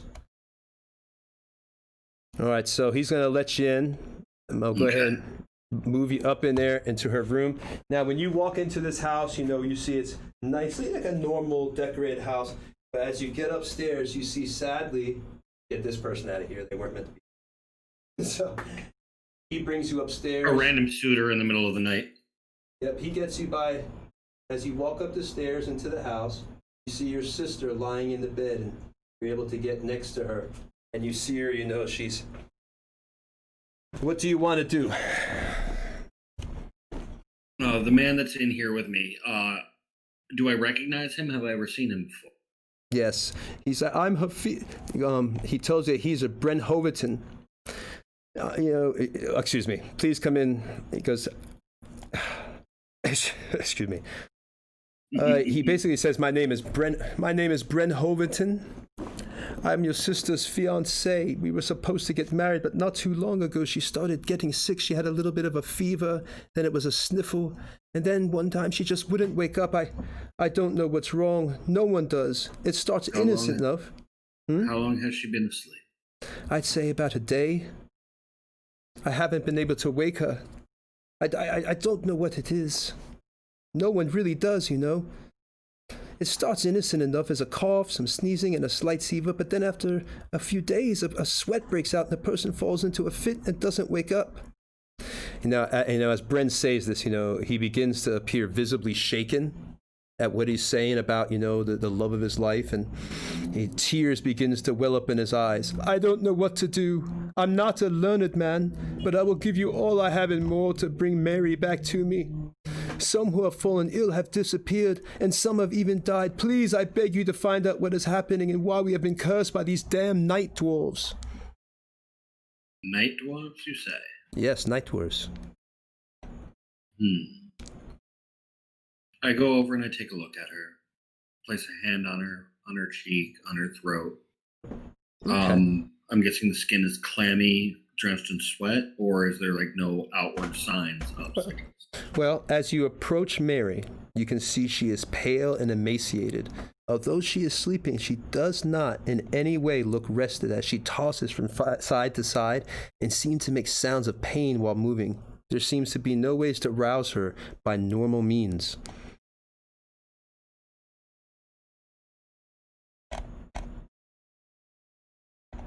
Unfortunately, there's not much I can do for her in this state, but if my sister has fallen ill with this, and it is as you say, we're already planning on looking into what is going on around here. We have a few things that we're going to be taking care of. But you have the look of a healer. Can't you try to do something? Anything? She's your sister. Don't you love her? I know. Of course I do, but unfortunately, what most people seem to misunderstand, especially those of you with much shorter lives, is that eventually death comes to us all. Please, I will give you all that I have. I have these 2 potions that I will give you if only you but try to heal her. Please, at least try. If it fails, at least then we know we did all we could, and you can go about finding about the night dwarves and everything else that is going on in this sorrowful town. But at least try. I must know, please. She's all I have. Please. Please. I look at him, a bit of a sneer on my face. I never understood the emotions of most people. But yes, she is my sister, and I would not leave without trying to help her. Oh, thank you. Thank you, kind sir. Thank you. You are I everything. actually don't. I don't go by sir. Thank you very much. Thank you. Thank you, sir. I'll give you these reach 2 out. potions. I place a hand on her forehead. And after saying a prayer, I will actually spend the next 10 minutes ritually casting Detect Poison and Disease. Okay. So you... It will allow me to detect the presence and location of poisons, poisonous creatures, and diseases within 30 feet of me. It also allows me to identify the kind of poison, creature, or disease in each case. What this will allow me to do is pretty much find out more details about what everyone refers to it as the dream fever. Mm-hmm. I'm trying to hopefully find out a more detailed find on what kind of disease this is, whether it's supernatural, whether it's natural, whether it's coming from something that's tainted. And from there, I'm going to see if I would be able to heal it. Okay. You know what? I'm not going to even have you roll a check on that. What you first, we'll give you a description of what happens. As you attempt to heal Mary and ease some of whatever pain she may be in, you are startled to see that she is waking up. Your hope quickly turns to dismay as she seems to be in some sort of stupor and is unaware of what is happening. Mary stirs and moans, and then finally, half awake, says, "What's going on? What's happening? Where am I? Am I sleeping? Did I die?" Her eyes then seem to gloss over, and in a sullen, dull voice she says, "When morning comes, to morning we go, back to our masters, in the caverns below." Her head lolls from side to side, and she speaks again.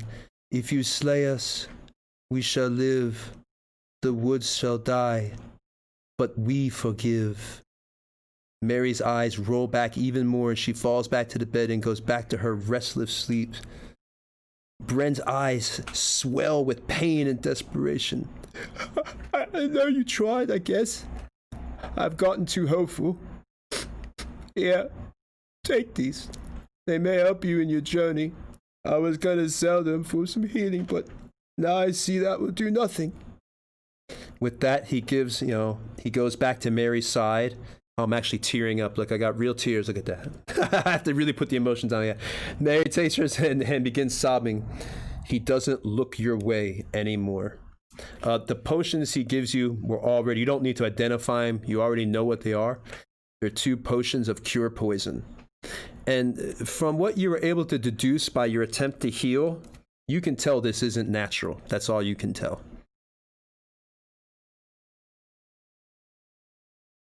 Hello? I'm listening, yes. Okay, I thought I got cut off. No, I hear you. I'm actually just adding those items in. Potion of cure poison, quantity 2. I see he's sort of kneeling at her side. I place a hand on his shoulder. She's connected to something greater than herself right now. Something is taking over, and it seems to be traveling at an alarming rate through the city. Twice now we have been told that things are going on outside of this village that might be affecting it, and we're going to look into it. Be careful. Now, before I go, you mentioned something about the constable coming around looking for rent. Yes, don't have it. What is it you owe? 5 gold pieces. I reach into my pouch and I will remove 10 gold. Ooh, that's a alignment check I might have to do there. Why are you giving him money? Well, out of the kindness of my heart is what someone would Kindness? say. Kindness? Currently, my sister is laying in a bed, and I need to find out what's going on with her. And I can't have her kicked out onto the street and dying before I have a chance to take care of them. So you care if your sister dies? You Absolutely. Family is one of my love bonds. her? Okay. All right. So Remember, I am aligned neutral evil. I am out for my own gains and my own benefits. It doesn't mean that I don't care. ooh, what does the stream say? We'll let them vote. Does this gentleman need an alignment check for giving Gentle person, money? please, Tony. They are non-binary. They What?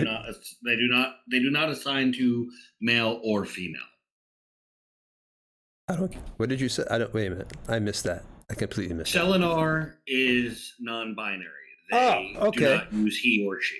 Okay. Well then, what should I call then? Because I'm Gentle not person? gentle person. Okay.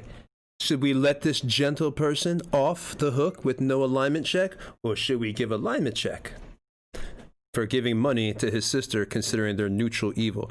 What was your explanation? If your explanation is reasonable, then that makes sense. Well, one of Selenar's bonds is their family. They understand that their own motives and their own motivations are what drive them, and their family is important to them. So why would they not do what they can to help them?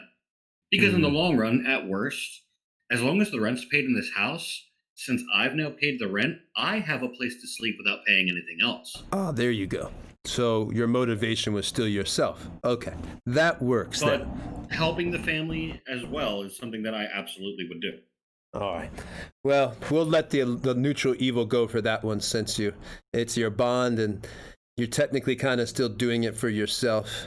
We won't say love unless the stream goes in an uproar and says, no, we demand the alignment check. Let's just say that I don't see a lack of benefit to what I'm doing. I'm not doing anything altruistically. Okay. All right. We seem do like also have two votes in the chats in favor of Selenar's action. Okay. All right. It looks and give me one moment, because I actually want to add that into the session notes.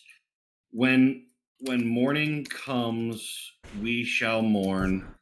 Here, I'll read it back to you. Yeah. You want me to read it back to you? It's not a problem. Yep. Hold on a second. Let me just go back down. When morning comes, to morning we go. Morning we go. Back to our master in the caverns below. The caverns below. If you slay us, we shall live. Yep. The wood shall die, but we forgive. Okay. All right. I'm just players, just so you know, I am actually adding in NPCs that we meet, as well as valuable information as much as I can into the session notes of the Discord. Yeah, I've been following along with those. Feel free to add your own as well, because I'm not going to be able to catch everything. Right. All right. So now, what are we going to do? I'm using a separate phone for notes. That helps. Perfect. All right, so what's the game plan, guys? One group is walking down the street. They've been completely kicked out of the broken dagger within the first 5 minutes of coming in. So Is there? Yep. only in the evil party. Is there some Was kind that of Yuri? flower cart nearby? A flower cart? Yes. Like to buy things? Yeah, there's the market square if you'd like to go to the market square. But are you going to, what about Selenar? What are y'all doing? Are y'all getting back together or? So I think we want to head over towards the sister's place so we could put back up. Yeah, we could do that. And as we're walking, I'll say, it's a shame. I really like that place. Yeah, and we could do that via the market square, assuming that that's on the way. Okay, so No, you're, Okay, so And before we parted ways, I did let them know that you would find them outside of the market square. It is a small blue building. okay. All right, so we're heading towards the market square. I'll go move all your pieces. See, if y'all were here in person, you could just move pieces yourself, but... Yeah, that's right. One day we could all Cutter. meet up for a big stream. Yeah. And Cutter, you like that place, and I don't think we'll never go there again. So don't worry, we can go back there. I think we've earned some respect, anyways. Yes, I look forward to the next time we visit.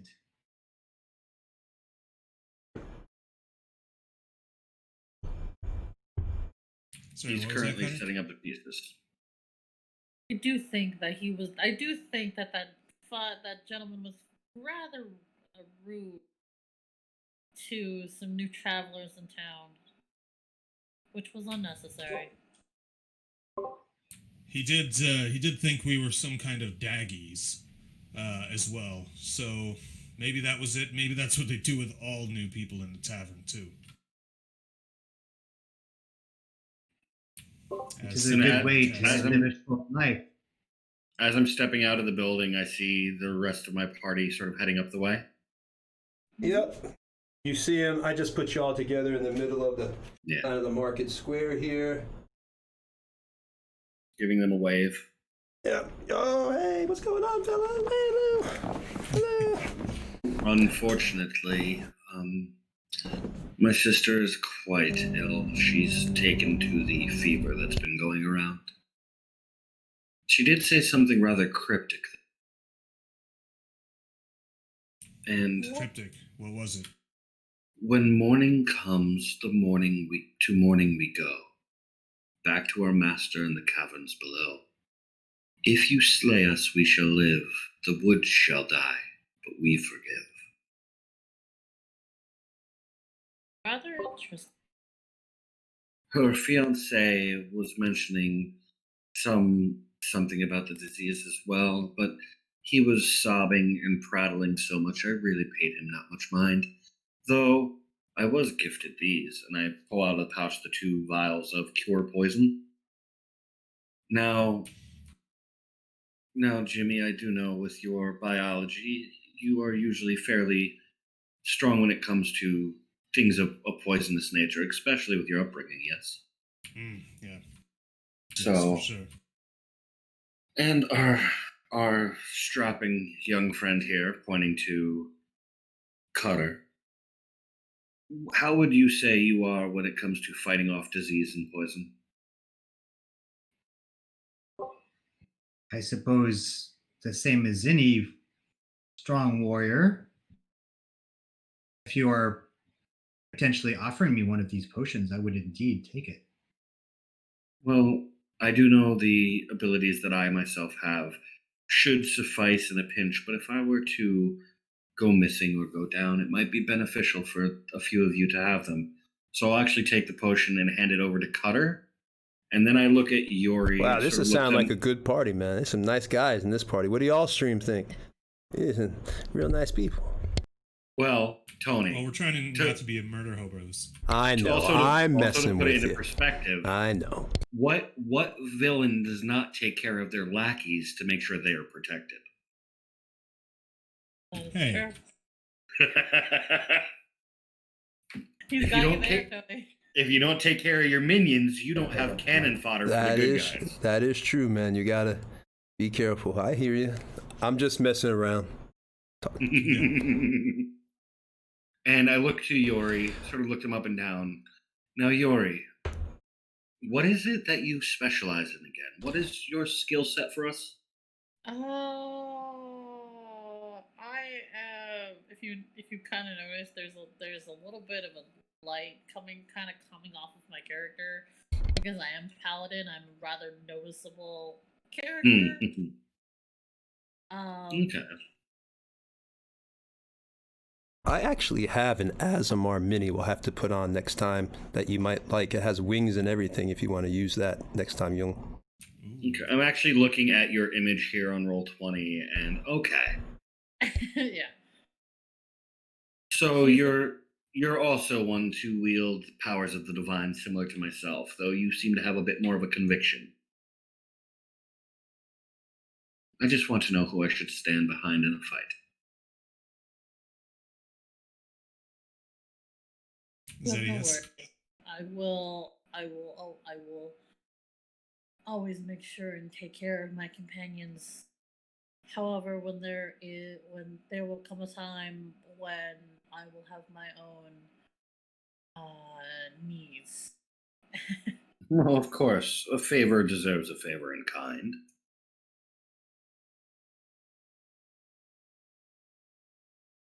Well, if that's the case, being that you are a holy knight, I think you would be able to handle yourself if you were to deal with any type of disease or poison, yes?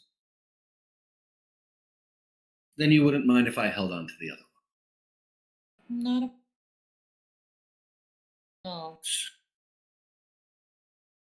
And Cutter, pardon me for saying this, but you seem like you're a bit on edge. Did the visit to the tavern not go as you planned? Look at his neck.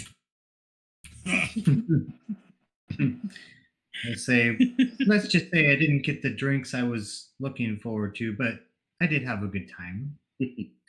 Well, I know the two of you, and I look to Cutter and Jimmy.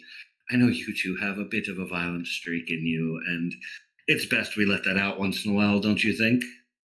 Absolutely. Well, there is a problem with the pests in the woods that we were told about, if you want to go check that out. I would love to. I know that Cutter was planning on day drinking for the rest of our afternoon here. Well, Cutter, I believe you did buy a bottle of wine before we left that pathetic woman at the Red Rock Tavern. Bottle? That guy got a gallon, man. A gallon. Not a bottle. That? A gallon. And I shake it and I say, it's almost gone. Oh my God. I smile. Your liver's gonna fall out. Then I think we should perhaps hurry along, and when we come back, you can drink your fill. All right, guys, just to let you know, as you're walking around town, you hear lots of, like, you can see the beggar. There's actually a beggar right up here in the corner. Right around here, you see this guy. And, you see all these little kids. All these people are all talking about the night dwarves. They're grumbling. You hear stuff like, heck, who's going to be gotten next? Oh, I don't know. More than night dwarves. Night dwarves? I ain't believing no night dwarves. You hear all this stuff just going on all around town, people whispering. It's just a real sense of panic because no one knows what's happening. And now these dreaded little, what they're calling night dwarves, or whatever they are, seems to be going on. So you're just hearing whispers constantly of that as you're walking through the town now, the sickness and the night dwarves. Fear is taking over the town slowly. Everybody's about to go on quarantine. Yeah, it seems like it. Everybody get inside, get your masks. I feel like being Durgar, my ears would have pricked up at the sound of people talking about night dwarves. Mine would too. Even though I wouldn't have noticed them or cared about them in any way, had they not been saying that kind of thing. All right. So I'm listening to it, but I'm not reacting. Maybe I'll look into one of the beggar's eyes and smiles. As you're walking, you hear one of the townspeople say, they come at night. Take you before the dream fever does, I hear. Maybe they give it to you. Who knows? Who knows? Doom! Doom! Yuri doesn't pop up, and Yuri's ears don't, or we're still listening, just like Durgar, but she doesn't react until there's a bit of interesting information in there. Not to cut anyone off, I'm sorry. All right. So No problem. I was going to ask Tony, that one guy who was talking just now, did he seem like he's trying to project because he wants people to pay attention to him and talk to him, or is he just rambling? he's just rambling. He's talking to someone else. It's like just everybody's talking at this point. No one's even trying to be discreet. It's like everybody's just so intently like us right now. Everybody's just thinking about the same thing, and they're just rambling and on and on. You even see people going down the street and they're being asked to wear masks or throwing it down like, no, I don't wear that. No, I'm not putting hay in front of my face. It won't do anything. No. So these people are just, everybody's just freaking out, man. The town, you just hear it just everywhere, as it would, people are dropping like flies. Yeah, for sure. And I think because you project, I think that's where Cutter got confused. That's this person sitting on the side of the street was projecting. Oh, I'm sorry. I'm just loud. Oh no, don't be obnoxious. sorry. No, this is the kind of theater mentality we need. I'm just loud and obnoxious sometimes. My stepson lets me know about it all the time. Voiceovers are amazing, Tony. Keep doing it. Thanks, man. Yeah, for sure. All right, so now, do you want to stay in the marketplace square, or do you not even want to hear what's going on there? Just leaving? What's going on? I would like to approach somebody. Go ahead. You go first, sir. No, trust me. I've been talking plenty. I will definitely take up after. Okay. So I will look. I want to walk towards somebody that looks approachable. All right. What can I do for you, sir? Can I help you? I say, this is a village, right? Daggerdale, it's a village. It's Dagger Falls. Daggerdale is the county, sir. Don't you know where you are? Sorry. This is you're in the Dalelands here, the heart of Faerun it is. We may not be the biggest of the Dale, but we're something. You should at least know the damn town that you're in, fool. I say, I may have had a wine or 12. I say, you elves, question. You elves always do seem to be over drinking when you come here. What you want? Yes. City, this place, this village, this town, whatever you call it. The shithole. What's underneath it? I'll take offense to shithole. It's what? It's under what? Say, what's underneath? How do we get underneath this place? Underneath? What in the abyss are you talking about? Has Toxus come take your mind? Ain't nobody. That nobody knows what's underneath. How the hell would I know that? I'm a farmer. Did you hear this? Did you hear this bloke here? Hey, asking me what's underneath Dagger Falls? Ain't nothing underneath Dagger Falls I know of. Maybe you should go find out for yourself and dig a hole. The crowd just starts laughing. The crowd starts laughing. I reach out and I put my hand on Cutter's shoulder to try to just keep him calm. I think you had a bit too much to drink, Elf. Perhaps you go out to the woods, dig that hole, see what you find. You should watch your tongue before it's snatched from your mouth. Don't make me call the guards. Weren't you the same ones that just had trouble over there in the Broken Dagger? No, that was somebody else. Yeah, it's a small town. We know exactly who it was. You don't even know where you're at, let alone what you're doing. We hear everything here. Well, maybe then you could tell us about the night dwarves. I suppose I could tell you what I do know. It would do you well. I know just about as much as anybody else. A few people have seen them, but only a glance here or there. Look like dwarves, that's what they say, of a different colour, but they can't get a good eye on them. That's why we be calling them night dwarves, because you only seen them at night. Heard the other day they caused problems over at the old Teshford Inn. That's what I heard. The Teshford Inn, you say? The Teshford Inn, that's right. Heard had problems over there, little destruction or something, blaming it on the night dwarves, although I wouldn't be surprised if it was our own fault down there. Well, thank you very much for that enlightening piece of information.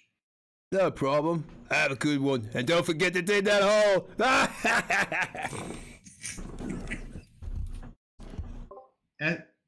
So Tony, as we're walking away, if there's any point at which as I'm walking, I can kind of cold cock the guy who's talking and keep walking. I will. Yeah, that you're in the middle of the If other market people- square.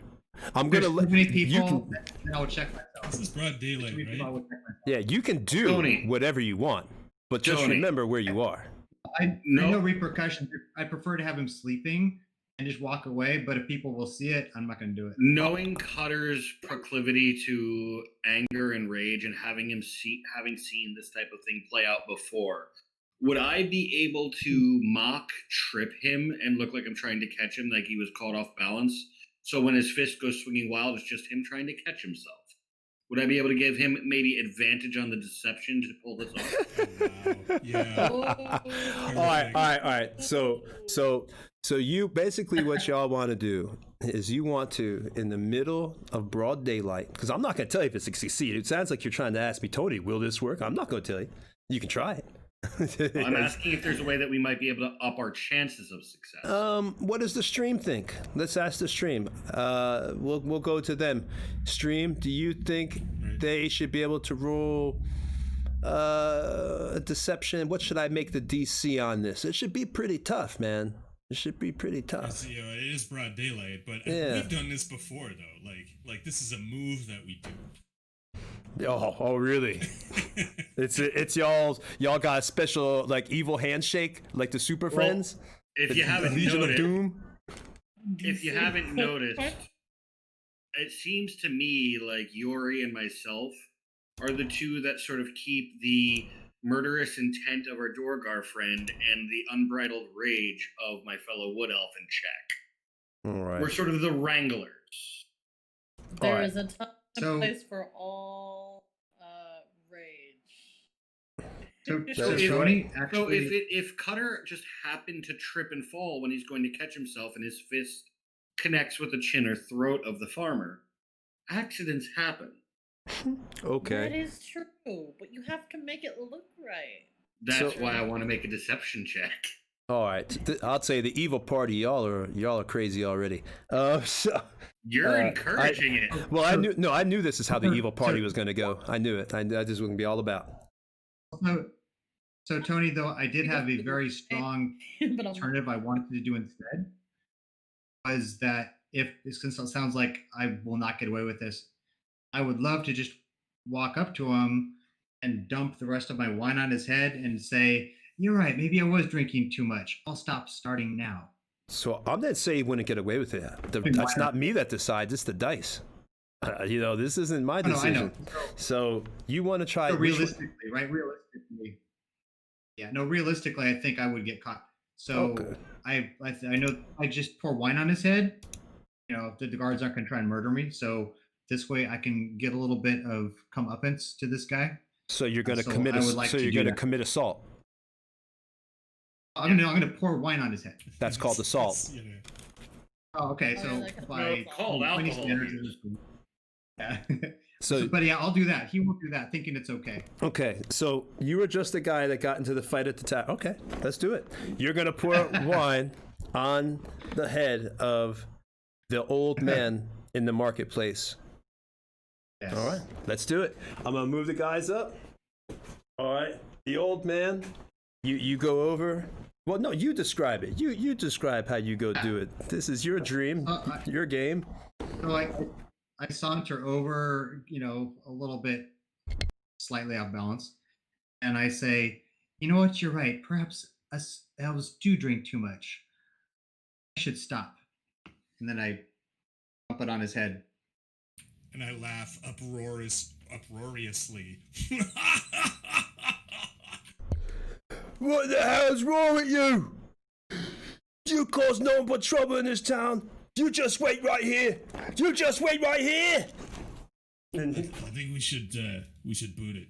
All right, Let's get so- out of here. I'll So, laugh. And leave, So yeah. old man, he goes. This guy right here, he cuts through this alleyway, and you see him. He's gone, but you hear him yelling. The vagrants poured drinks on my head. The outsider poured a drink on me head after he caused the fight. Then he tried to hit me. He said he was going to kill me. All All right, let's move on. Help! Everybody's Help! come on, let's go. Help! And I start running. And you hear the whistle go off again. I start running towards the. All right, Where guards. am I gonna go? I'm gonna go towards the inn, I guess. All right, guards are coming down the What's road. happening? They're running from this direction. They're all running from this direction towards y'all. You see them coming. Hey, you! Stop right there! Stop right there! I'll step up to intercept the guards between Cutter and the guards. Okay, so what are you gonna do? You're gonna intercept the guards? What do you mean by intercept? I'm putting myself between Cutter and the guards, sort of just as a buffer. All right, so the guards are running up. They have to take, stop right there. You're coming with us. All of y'all. We've been told that you've been making threats from the general public. You come into our town. You tear up our inn. You talk trash to our citizens. What do you think we are here? We're dalesmen. We got respect. You shut up. You shut up and don't talk. You understand? You understand me? You shut up. Now you're coming with us. Now get here. Come over here. Now. As that happens, I just look at them and I'm like, gentlemen. Sort of putting my hands up, gentlemen. The whistle is still going off. You hear more feet coming. You already have 1, 2, 3, 4, 5, 6 guards right now. There's more coming, it looks like. So, before They're all coming this from this happened, I alleyway. mentioned that I was running. And Yeah, I ran off and I ducked behind, into that tiny little alley or whatever. All right, so now they're coming. All right, so you have. I'm gonna let you all decide. Start thinking right now. You could see the board is how it's coming right now. Okay. What do you want to do? They're slowly gonna surround you in a little while. You have. You have no exit. You can't pretty much, unless you were to barrel through. Cannot run away? Well, I didn't say you can't. Telling you. This way has a bunch of guards. Be aware of that. There is a small gap right here. Right, you see that? Underneath this, I'll move this for you. Let me move that. There's a 5-foot gap right here, so one person could move past that guard right there. There's an alleyway that you could maybe go there. Another alleyway here that would go off camera, which essentially brings you, out to the front of the city. But that's a little thing, stream. Obviously, I can't build an entire world. When they go past that point, I'll just bring you to the front of the city like you kind of, quote unquote, got away. Then you can exit out this way. You can see there's 2 guards here. There's a clear path here. And that's about it. But they're coming, and they're coming hard, man. You've assaulted citizens. You've caused fights. You've choked people. What, did you really think you could just walk into town, in a corrupt town, and do this? I love you all. I love you all already. Y'all are awesome, man. This is a great party. So Carter puts his hands up and he says, just a bit of fun. He says, I will go along willfully. All right. They seem to hearing you say that. They seem to calm down a little. So who ran away? Who got away? I did. Jimi Hendrix. Okay. And I ran and ducked into a. Looks like there's a small alley there. I assume that is abstracted to mean that there are several small alleys. Yeah, down here's an alley. If you could see my hand, I'm going here. Your hand is going to be delayed. Okay, what here? I'll hold it there. Yeah, okay. Yeah. Just put me down one of the alleys. Okay, so you made it out then. I'll put you out at the front of the city. You kind of ran. Right. Actually, no, I wouldn't have run so far away. I would have stopped when I turned the corner and looked back at the at what was happening. All right, well, I'll have you down here then, kind of up that way, and maybe you hid behind a barrel or something like that. Exactly. You did that. We'll assume, unless the stream says no, he must pay the price.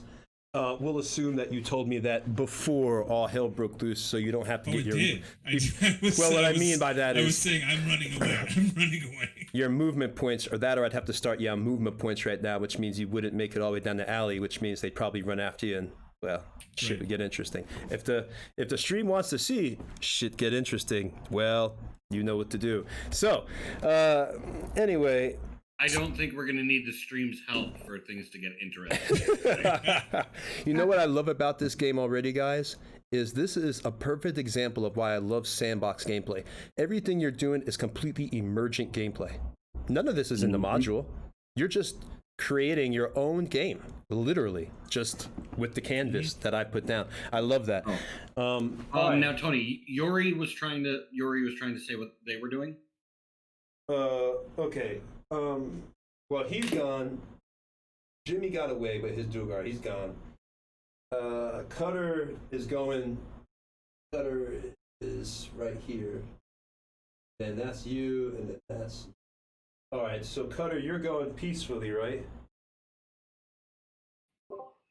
Absolutely. All right, and you're the green. Wait a minute. You're a barbarian, right? Mine was the blonde guy with the sword and dagger. I am missing somebody. There was supposed to be. Wait a minute. Who was the druid? The green druid. Nobody. Not us. You see, that was me picking out other people's minis earlier today, and realized, okay, hold on.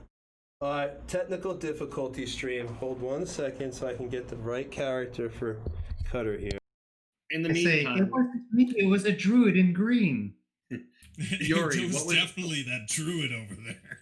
Yuri, what was it you were trying to do? I was going to try and use my booming voice because my character has a very loud voice, and I was gonna try to use my family crest as a way to get us out of the situation. Really? Okay. I like that.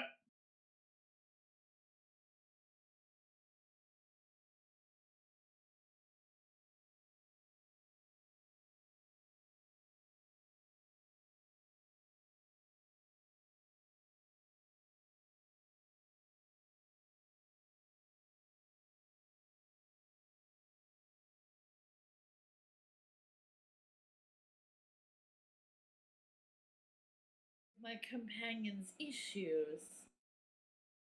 Considering that my family is, my character is noble, so but the actual last name of the character would be well known in the town, so everyone would know not to mess with the character, the character and her companions once they heard the name. And I want to ask you, being an Asmar, do you always look human, or do you have a big impressive pair of wings all the time? Ooh. I only pull those out when they're necessary, but I look fairly tall, and broad, basically. Right, and you've got like a trench coat or something on to hide your wings. Well, no, the wings only manifest when she activates them. Oh, so they're like spectral, and then they kind of come out in a physical form. Yeah. Okay. If you think.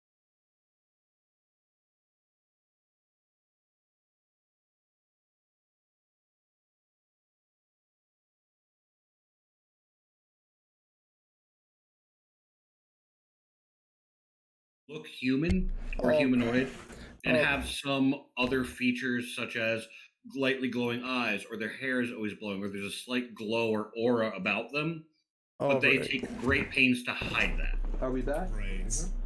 All right. Looks like we're back. All right. Stream, by the way, if we had gotten into battle, I would have tried to put in the first-person battle cam if I could, but it looks like they're going peacefully. All right, so we got the right guy for Cutter. I apologize, Cutter. Sorry about that. We got you, though.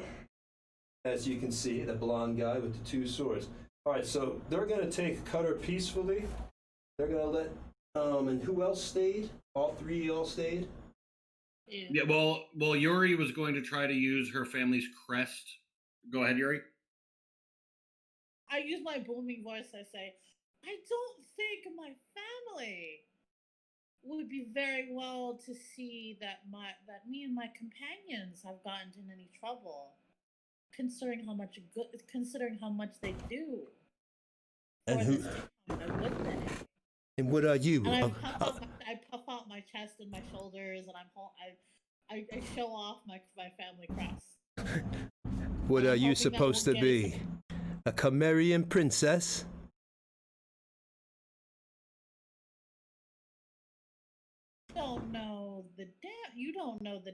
You don't know how much of a benefit my family does.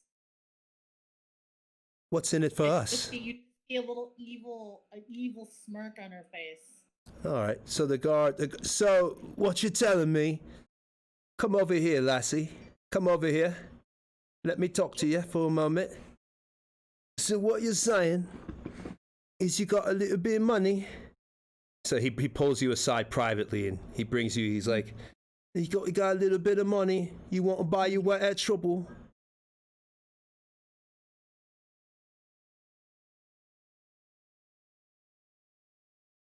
Hello? I can talk to my mother. I'm sorry, I didn't hear that. What did you say? Talk to my mother. She's willing to get me. She's willing to send me a bit of money. I'm not going to accept a checkers in the mail. Either you got gold now, or you're coming with us. Now, what is it? Yo, don't keep wasting my time. You acted like you're some important hoopity-doo-dah, raising your big family crest in the air, in front of the market square. I'm big so-and-so, I'm big stuff. Well, now I'm bringing you over here big stuff, and you tell me you got an empty pocket. So what's it going to be? Excuse me, sir. What do you want? Did I tell you come over here? Well, I'm just looking at the quality of your clothing and everything, and I can tell that this might be a bit above your pay grade, considering we're here to take care of the issues in the town regarding the dream fever. And my We job... actually came because this house right here, and I point to the house, belongs to my sister. She's ill, and she called us for help. We're here to try to find the problem. But if you want to stand here and harass us in front of all of these sick people and show that you actually don't care about fixing the issue and you're more interested in coin, greed, and your own asses, we would be more than happy to leave the rest of you to rot. So if you're so concerned about this town, then why do you come in here fighting, putting your hands around the necks of citizens, coming in here, threatening to kill an old man? If you talk, you act like you care. No, you listen to me. I want to know why you did those things before I take you in. Now, I've offered you a chance. I'm a fair man. I would rather not have to waste time. You offered me a chance to explain myself, but you won't shut your gob long enough to listen. Now, are you going to be an ignorant fool, or are you going to listen to reason? The man that came to you claiming that we were going to assault him and that we were doing all these things, an older gentleman, yes? That's correct. Yeah, that's right there. Reeking of alcohol, yes? He has a tankard or two on occasion. He's been known to. Did he not tell you how he was accosting and begging me and my friends for coin? No, he didn't mention that part. Exactly. So when we but that sent him still on ain't his give you way, the right to threaten to kill him, though, or to beat down our citizens. I think, for my troubles. You take a care look at me real quick. Do you see the armor that I'm wearing? You see the holy symbol that I wear around my neck? Do I look like the type that would actually go around assaulting individuals? Oh, Richard, that was good. You're playing the priest, man? You're gonna priest them? Oh, fuck yeah! All right, so you're gonna priest them. Why don't you just put your hand, my son, listen to me, my son. All right. Now you listen. Do I seem like the type that would wildly attack a citizen without cause? You can go ahead and ask anyone that was in that tavern that my companions were in. I'll tell you what, listen here. This has already taken too much of my time, and you ain't killed nobody. Yeah. But you have taken me time. You give me 5 gold pieces, I'll be on me way. But if I hear one more thing, I swear to you, I'm not going to take no bribe, no nothing. I'm going to be leaving now.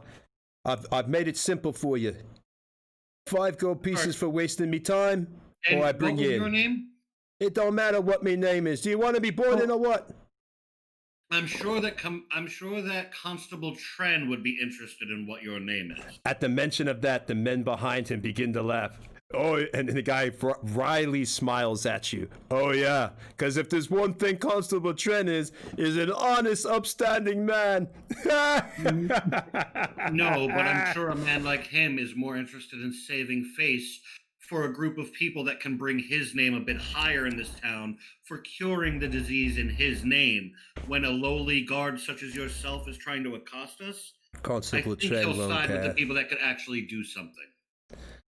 I think we just need to bring these men in. They don't seem to understand what's going on here. Tony, I'd like to wander up, And- kind of around and behind Selenar, with 5 gold pieces in my hand. I said, "You said 5 gold pieces? Yeah, that's right. What's 5 gold pieces for wasting our offer- time. So I offer it for him to put his hand out. He puts his hand out. Now here's a smart one. He understands how things work around here.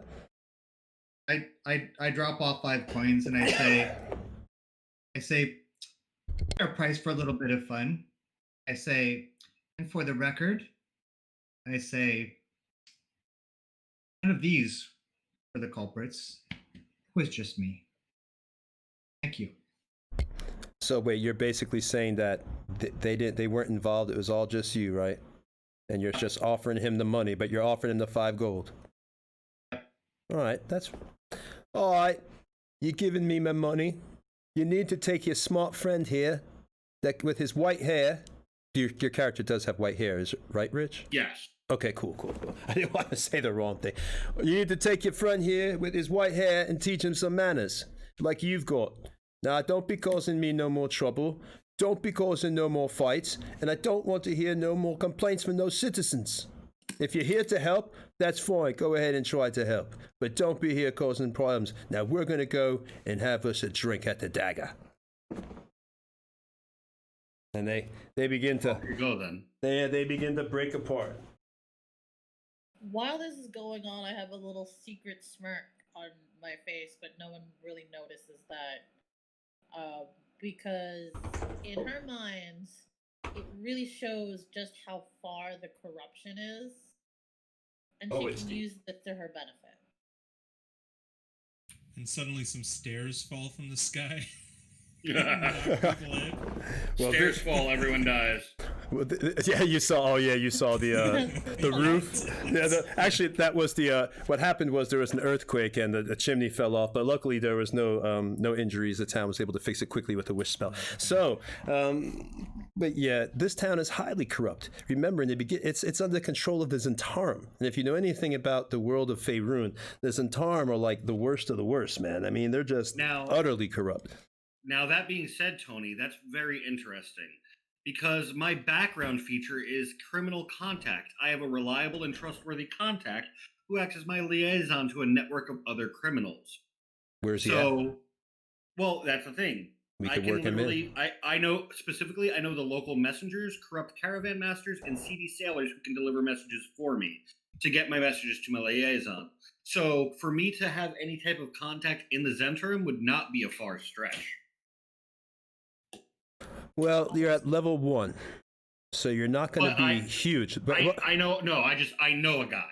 Okay, all right, we can work that in. We'll talk about that after the stream, and we'll start working because there's someone else that had me work in their background, so we can work that in. We'll talk about that. But in the meantime, where are we going now? So you're outside. Back to the group.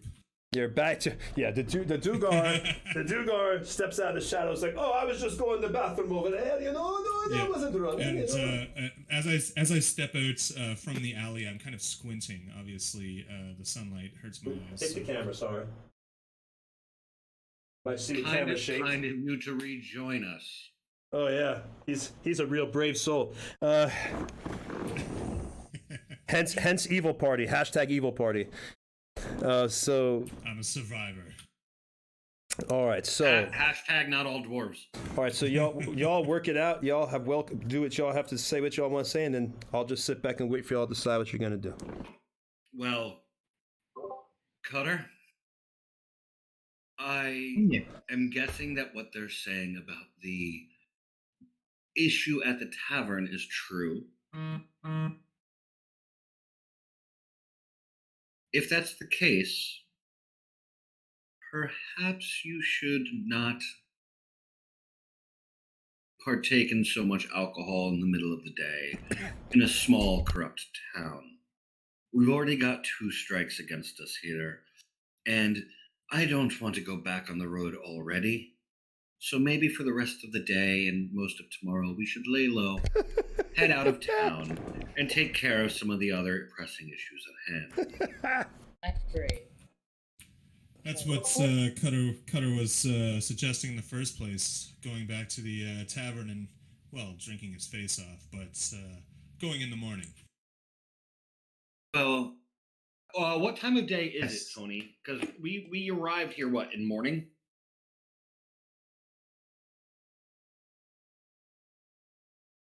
Tony? I was imagining it was like middle of the afternoon, but Tony seems to have been lost to the ether. Oh, free. All right. I'm sorry, DM... I was muted. Oh. The mic was muted.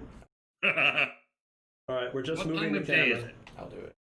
All right, we're just trying to move the camera for you to give you a better view. They're about to move out the town anyway, Lonnie, so it doesn't matter. I think they're moving out the town.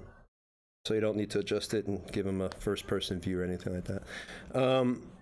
So what are you doing? What time of day is it? Right now, well, you got to town. I'd say it was already midday. It took you about within an hour. You had within an hour you had a fight because you went and talked to that one place, and you left there. Well, we'll say 2 hours went by, so it was about 4 o'clock by that time. Then you caused another disturbance in town.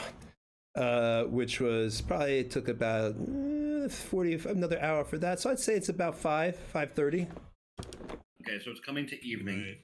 Yeah. And when we were talking to Kesla, and she was saying that her caravans were being raided coming out of Arabelle. That's Arendelle? Arabelle. Arabel. I got the map right here. Arabelle. Did she by any chance mention around what time the caravans were heading out? Were these attacks happening in broad daylight? Were they happening in cover of night? I can. At night, I think. I can repeat back to you what she said if you'd like. Well, if worst case, I would actually go and I would ask her that before we headed out or figured out what we were doing. I would ask if the caravans were being attacked because she said that the people that survived would come back and tell her. I just want to know if it was happening during broad daylight or it was happening more around nightfall, especially if we were going to go and investigate these woods where these goblins are supposedly hiding. Okay. If you want to go back, we can role play it. We can do that. Or do you want me just to say what she had told you? Up to you. I would say that she's just going to let you know that it's occurring at night. That's it. Okay. Yeah. Well, we should go at night then. Yeah. That way, my Durgar sensibilities are satisfied. So in first edition, goblins had a disadvantage during the day. Is that the case in 5e? No, not anymore. Okay, so yeah, we can go whenever. Everything you know from first edition to now is different. I've played some 5e for sure, Yeah. but I was just wondering in the case of this very specific thing. No. By the way, Cutter does answer you as to his actions lately, and I say, I may be crazy, but I'm not dumb. I will check myself from now on. Right. I know that you are not a dumb individual. I just know that you are very quick to let your emotions take over. And for the safety of yourself as well as the rest of us, especially me, it might be good to temper that. Because I might not always be around to heal your wounds or to talk down and de-escalate a situation.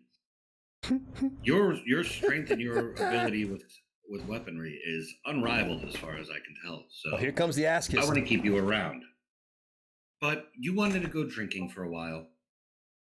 And the goblins don't seem to be coming until nightfall, so let's do that until the night comes. Excellent plan, leader. So we will actually head back to the Red Rock Tavern. Oh, all right. We're gonna head there and we'll hang out, sort of talk a bit, de-escalate the situation, de-stress a bit. And as night starts to fall is when we'll head out to the woods, ladies and gentlemen. Does that sound like a plan? Sounds good to me. Yeah, it sounds like a great plan. So, all right. So, Yeah, let's go do that. do you want to? We're gonna go back to the Red Rock.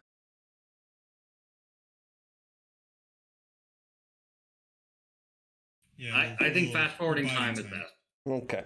All right. So we're gonna go ahead and give me a minute to just get this. Switch it all around. Yeah, because I might put the. Well, you know what? I'll wait till stuff gets crazy. If it decides to go pop off, if y'all do something crazy out there, then I'll put the first-person camera down for the audience. Right now, we'll just regular. What could possibly go wrong? I don't know. Y'all have already caused 2 disturbances, and you know you've pretty much. You guys alone for less than 5 minutes, and you were in a bar brawl. Oh, sorry. Was that wrong? I really thought that was what you were thinking that we were going to do. Typical dwarf. All right. They started it. It was not our fault, technically. Sadly, it was not our fault. All right, now stuff is. That's the only reason I'm upset with you. You didn't start the situation. Let's get to the left-hand side camera view, JC, so we can because now they're going to need to start organizing how they walk. Okay. We're just going to say, since you just fast-forwarded time, that you're out. You should be able to let me know how that looks in the stream. By the way, stream people, all my viewers here, just let me know how this is looking for you, if it's okay.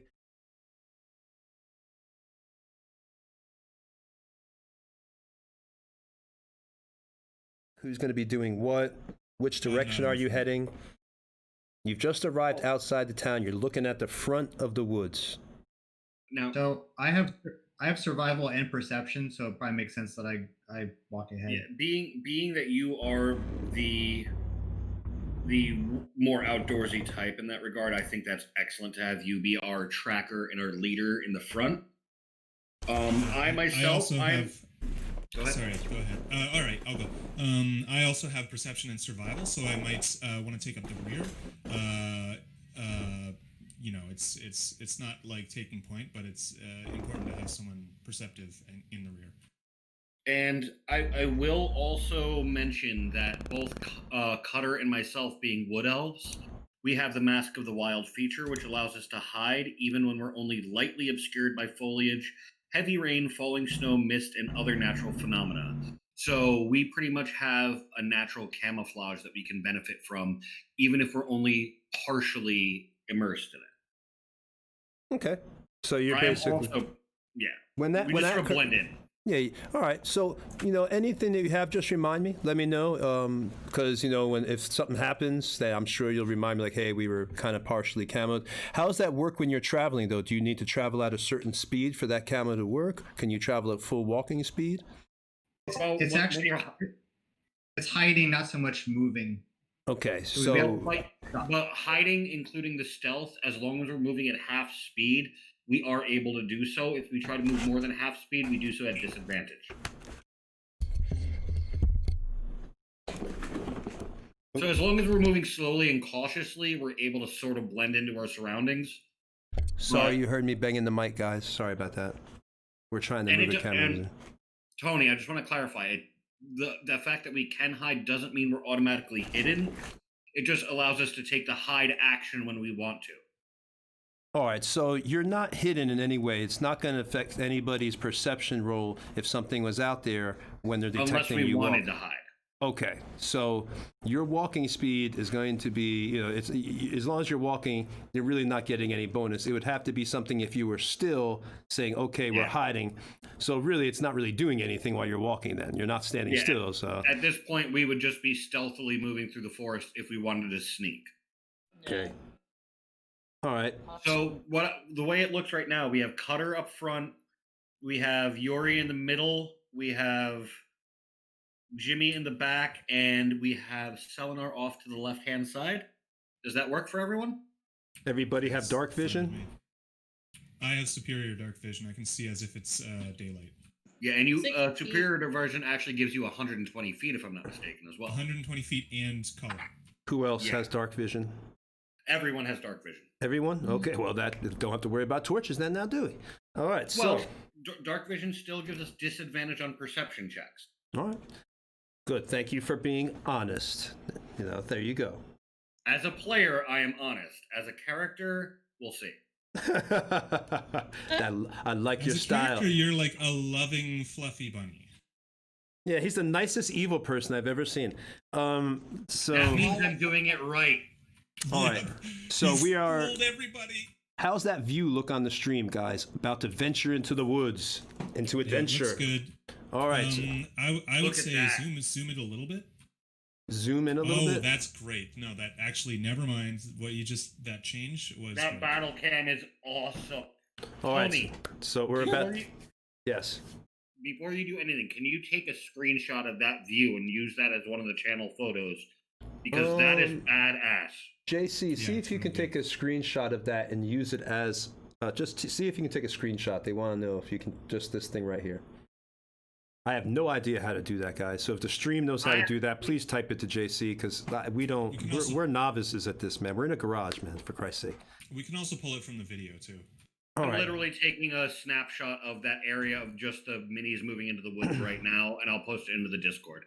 All right, so... You're taking point. You're going into the woods. Which direction are you heading? Just forward? Yeah, just I mean, at the moment we don't know any place, but I'll be using my survival to try and look for tracks. Okay. All right, so you're just walking into the Look woods. for doors. Sorry, what was that, Yuri? I was gonna say, is it like looking at is it like looking at doors? You go to the left every single time. Yeah, every tree we need to turn left. All right, so here's how it goes, guys. When you're in the woods, now if you don't like this rule, excuse me, I had to cough. If you don't like this rule, I was going to say while you're out here, especially at night, it's going to be difficult terrain. It's going to cut your movement points in half. Moving through the woods, this is, heavily wooded area. I mean, you're out in the middle of the dales, and you're also at night, so my logic would be to give you a little bit of a penalty as your referee. If you don't want that penalty, or you feel that's fine, but it would make the game a little bit more realistic when you're out in the woods, I would think, for the stream. I mean, Personally, I'm okay with rough terrain being out in a heavily wooded area. yeah, but if there was a cut path. Yeah, if there was a path, or if there was like a more sparse area, then that should be lifted. Yeah, there's no path. This is heavy woods. I mean, you're out in the Dale lands. If you look, you're out in the backwoods area of Faerun, if you look at it, right next to the desert. This is goblin territory. It's a rough area. I mean, the description, it's a rough and tumble, the heartland of Faerun. This is like Iowa, but wooded.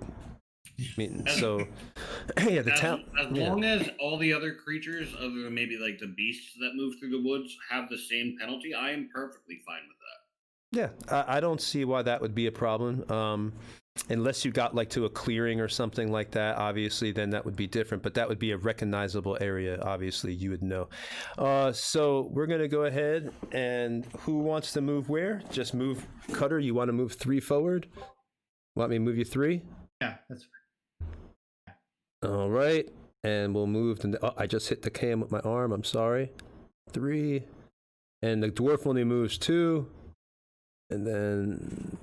Where do you want to move? Do you want to move just in a straight line? I should have asked, or do y'all want to move kind of like around that area? I would, as far as just overland travel, we would be sticking together and staying close together. So, like the space between the dwarf and us, we would stay for overland travel, move at the pace of the slowest character. All right, so stay kind of in a line then like that. All right. Yeah. Yeah. So I guess 2 spaces per movement. All right. All right. Thank you, guys. If the stream wants me to take off the trees on top, we can offer you another view. We also have an overview, and I could just take off the trees. If y'all want me to switch in between, just let me know, and JC will switch in between the views to offer both this first person and the on top of the characters. I'm going to go ahead and just move this one tree. Well, now, just to make it a little easier to move around. That is not a I'm clearing. going to step away for a quick moment, Tony. I will still be listening. I still be able to chime in. I just will not be able to see the screen. I'll have my character sheet with me. All right, so now we're going to move. Do y'all just want to move straight ahead? Or there's a rock in front, so you're going to have to kind of move to the right, if you can see that rock. I'll go around I'll it. follow. And the two main things, Tony, I'm looking for is, again, tracks, and then I'll be using my active, wood elf perception in case I see anything, be it goblins or something out of the ordinary. But aside from that, I'm just going forward. All right, give me a nature roll then.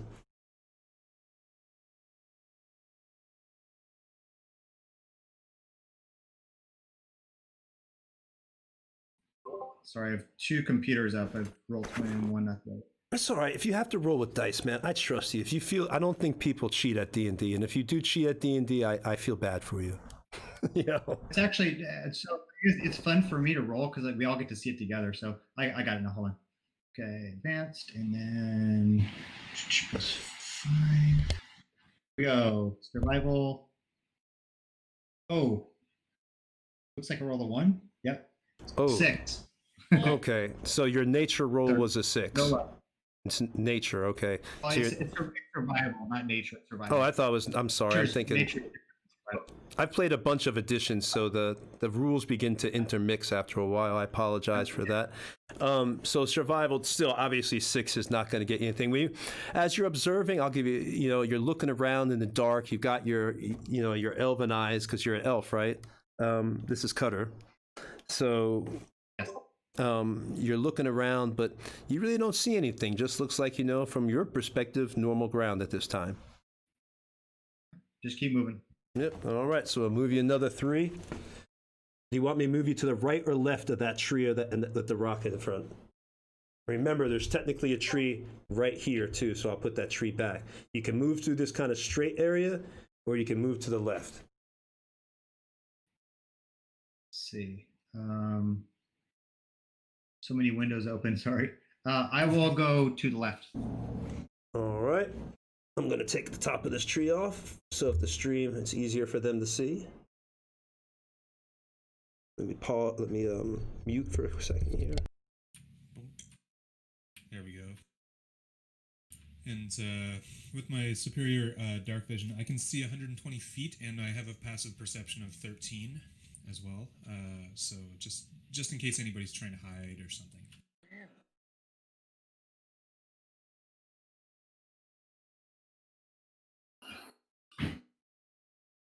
And because I slightly glow in the dark, I'm trying to hide my brightness as much as possible. So I'm going to. Right. So I'm wearing a cloak. Oh, you're wearing just a regular, just a hood, and it's gonna go up. It's gonna what? Trying to hide my light as much as possible. Oh, okay. So you're just trying to. All right. So yeah, everybody's stealthily moving through. I could have swore there was nature somewhere on the 5e character sheet. I guess I'm. Oh, there is. Yeah.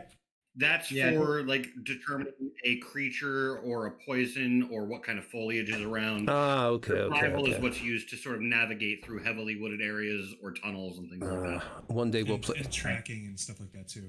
All right. One day we'll play. And I rolled my own survival and perception. They were a 9 and a 6 respectively, so I am not seeing shit. Yep, nobody's seeing really anything. But do you really want it? This is something else. Do you want to do that where everybody gets a chance to roll for something? Or would you rather do just like one roll for the person who's kind of like leading out front? That makes it more realistic, but it's up to y'all. I do prefer having one person do it, but I guess it's up to you.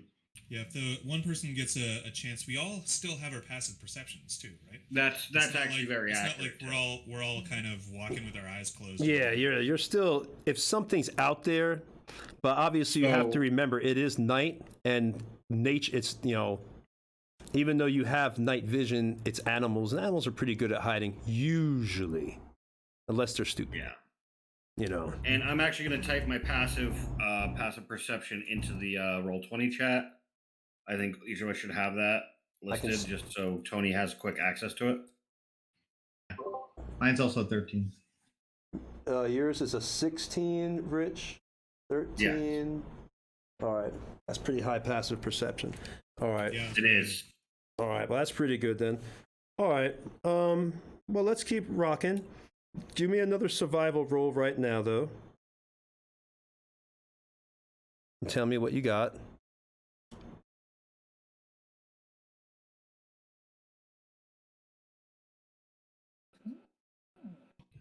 Thirteen. All right. We'll say that that's good enough that you begin to see what looks like from your expertise, and knowledge of, I guess, hunting, and because you're a barbarian, so you're not really a ranger or anything. So I guess from your knowledge of hunting and years ago, and you're out getting deer and everything, you can tell that these look kind of like wolf tracks. Like some wolves might have gone this way recently. I will whisper in Elven because I believe that Selenar is right behind me, right? Yeah. I say wolves. I whisper. And I sort of just look around where he's pretty much pointing. Well, we're out here in the middle of the night. And if there's wolves, they're probably going to come calling. So everyone be on guard. And you're far from the road, by the way, where it looks like on the map you're not far, but every move that is taken, time. It just looks like, obviously, because we're on a map, that you're actually right close to the road, but you've moved into the forest a good deal now. Yeah, it's more like an overland map that you've built, right? Yeah. Think of it like a PC game brought to life. Yeah, this is more like one of those hex overland maps that you might see, except it's all built on this implied grid. How much more time do we have, JC? 3 minutes. We got 3 minutes, guys. Oh no. 3 minutes. Oh no, that went really quick. Oh yeah, that's right. Until the end of the stream. All right. Well, man, should we stop here while we're kind of at the beginning of what we're doing? Here? We're not going to get anything done in 3 minutes. Yeah, because if we find something, then we'll have started something that we're can't finish, right? All right. You'd have to stop in the middle if something did go down. Right. Damn it, Nightbot! Stop censoring me. I thought you turned Nightbot off, JC. Before we shut off, I'm sorry it's ended right here, guys, that they're just entering the woods. They've went to the town of Dagger Falls. Hopefully you there's a few people in here. I don't know how many. I'm not looking. But hopefully you enjoyed what you did here. 16. We've already been accepted into the affiliate thing. I don't know if there's a subscribe button. So if you have the ability to subscribe, I know times are hard right now for everybody, hence why I'm doing this now for a living. But if you can support us, that's great. All it's going to do is help us to bring better content. We're going to get another table. We're going to get better cameras, better lights, just bigger, better. We're going to get the hell out of this garage and move into a basement with actual air conditioning and heat. Because in winter, you're going to be seeing me play here in a winter jacket, and that's going to be kind of weird. So you're going to be in your Gore-Tex. Yeah. Also, just so you guys know, those of you that have Amazon Prime, if you have an Amazon Prime subscription, they have an affiliate program with Twitch where you can actually subscribe to a Twitch stream for free once per month, as long as you have it linked to your Amazon Prime. So if you're not using it, feel free to add the subscription to us, and it'll only help us in the long run. The more people that come in, the more often we'll be able to do giveaways. Hey, that's a great point, man. Great point. Right. Yeah, definitely. I have if you one can of do those that. unused subscriptions. That would be great. So if y'all can do that. Also, we're going to be getting up on Patreon. I was just waiting to have an actual session video to put on Patreon to show people what they'd be supporting so they know that we're really, really serious. I cannot stress to you that we are in this for the long haul. I've dropped everything that could be dropped into this business with the cameras, the tables, the Dwarven Forge, the tripods, the tracks for the cameras, the quasar lights. It just goes on and on and on. So any support is greatly appreciated. But if all you can do is watch, hey, that's great too. Join us, have a great time, play some Dungeons and Dragons. We'd love to have you. We're going to be doing more giveaways. Please follow us on on Instagram and Facebook and Twitter. And I think that is there anything else I should mention? Also, as I actually, JC, if you could add the link that I just posted there, I'll send it to you as a private whisper in Twitch right now. But we do have a Discord server that is used for all of the players, and there's the full link that Nightbot won't let me post. All right. But the Discord server, you guys can join in. There's actually a neutral zone where all of our observers can chat with us, and everyone that watches and joins in that's not one of the players actually has access to view all of the notes from the good and the evil party as well. So you can actually see what our conversations are about, how we plan, how we think outside of games, and interact with the players as well. Because it's a growing Discord server that'll pretty much be linked to both the evil and the good campaigns that are running here on Twitch. We hope to see you guys there. And the last thing, darn it, made me forget, Rich. I was just, I hate that. Oh, that's right. The last thing is our good game will be next Saturday, not tomorrow, but the 12th at 6 p.m. Eastern Standard Time. So you can see this adventure from the totally different perspective. So we're really trying to bring y'all something new here on the internet. You're getting to see a whole new adventure with a second edition converted over to fifth edition, a golden era age adventure. You're getting to see on a bigger map than anyone's doing online. And of course, you're going to get to see all the overland stuff that we're doing as well. So yeah, that's about it, guys. Thank you for tuning in, and we look forward to seeing you on the 12th. Have a good one. See you on the 12th, guys. Take care. Yeah, see you. Bye-bye. Bye-bye. Bye. Buddy.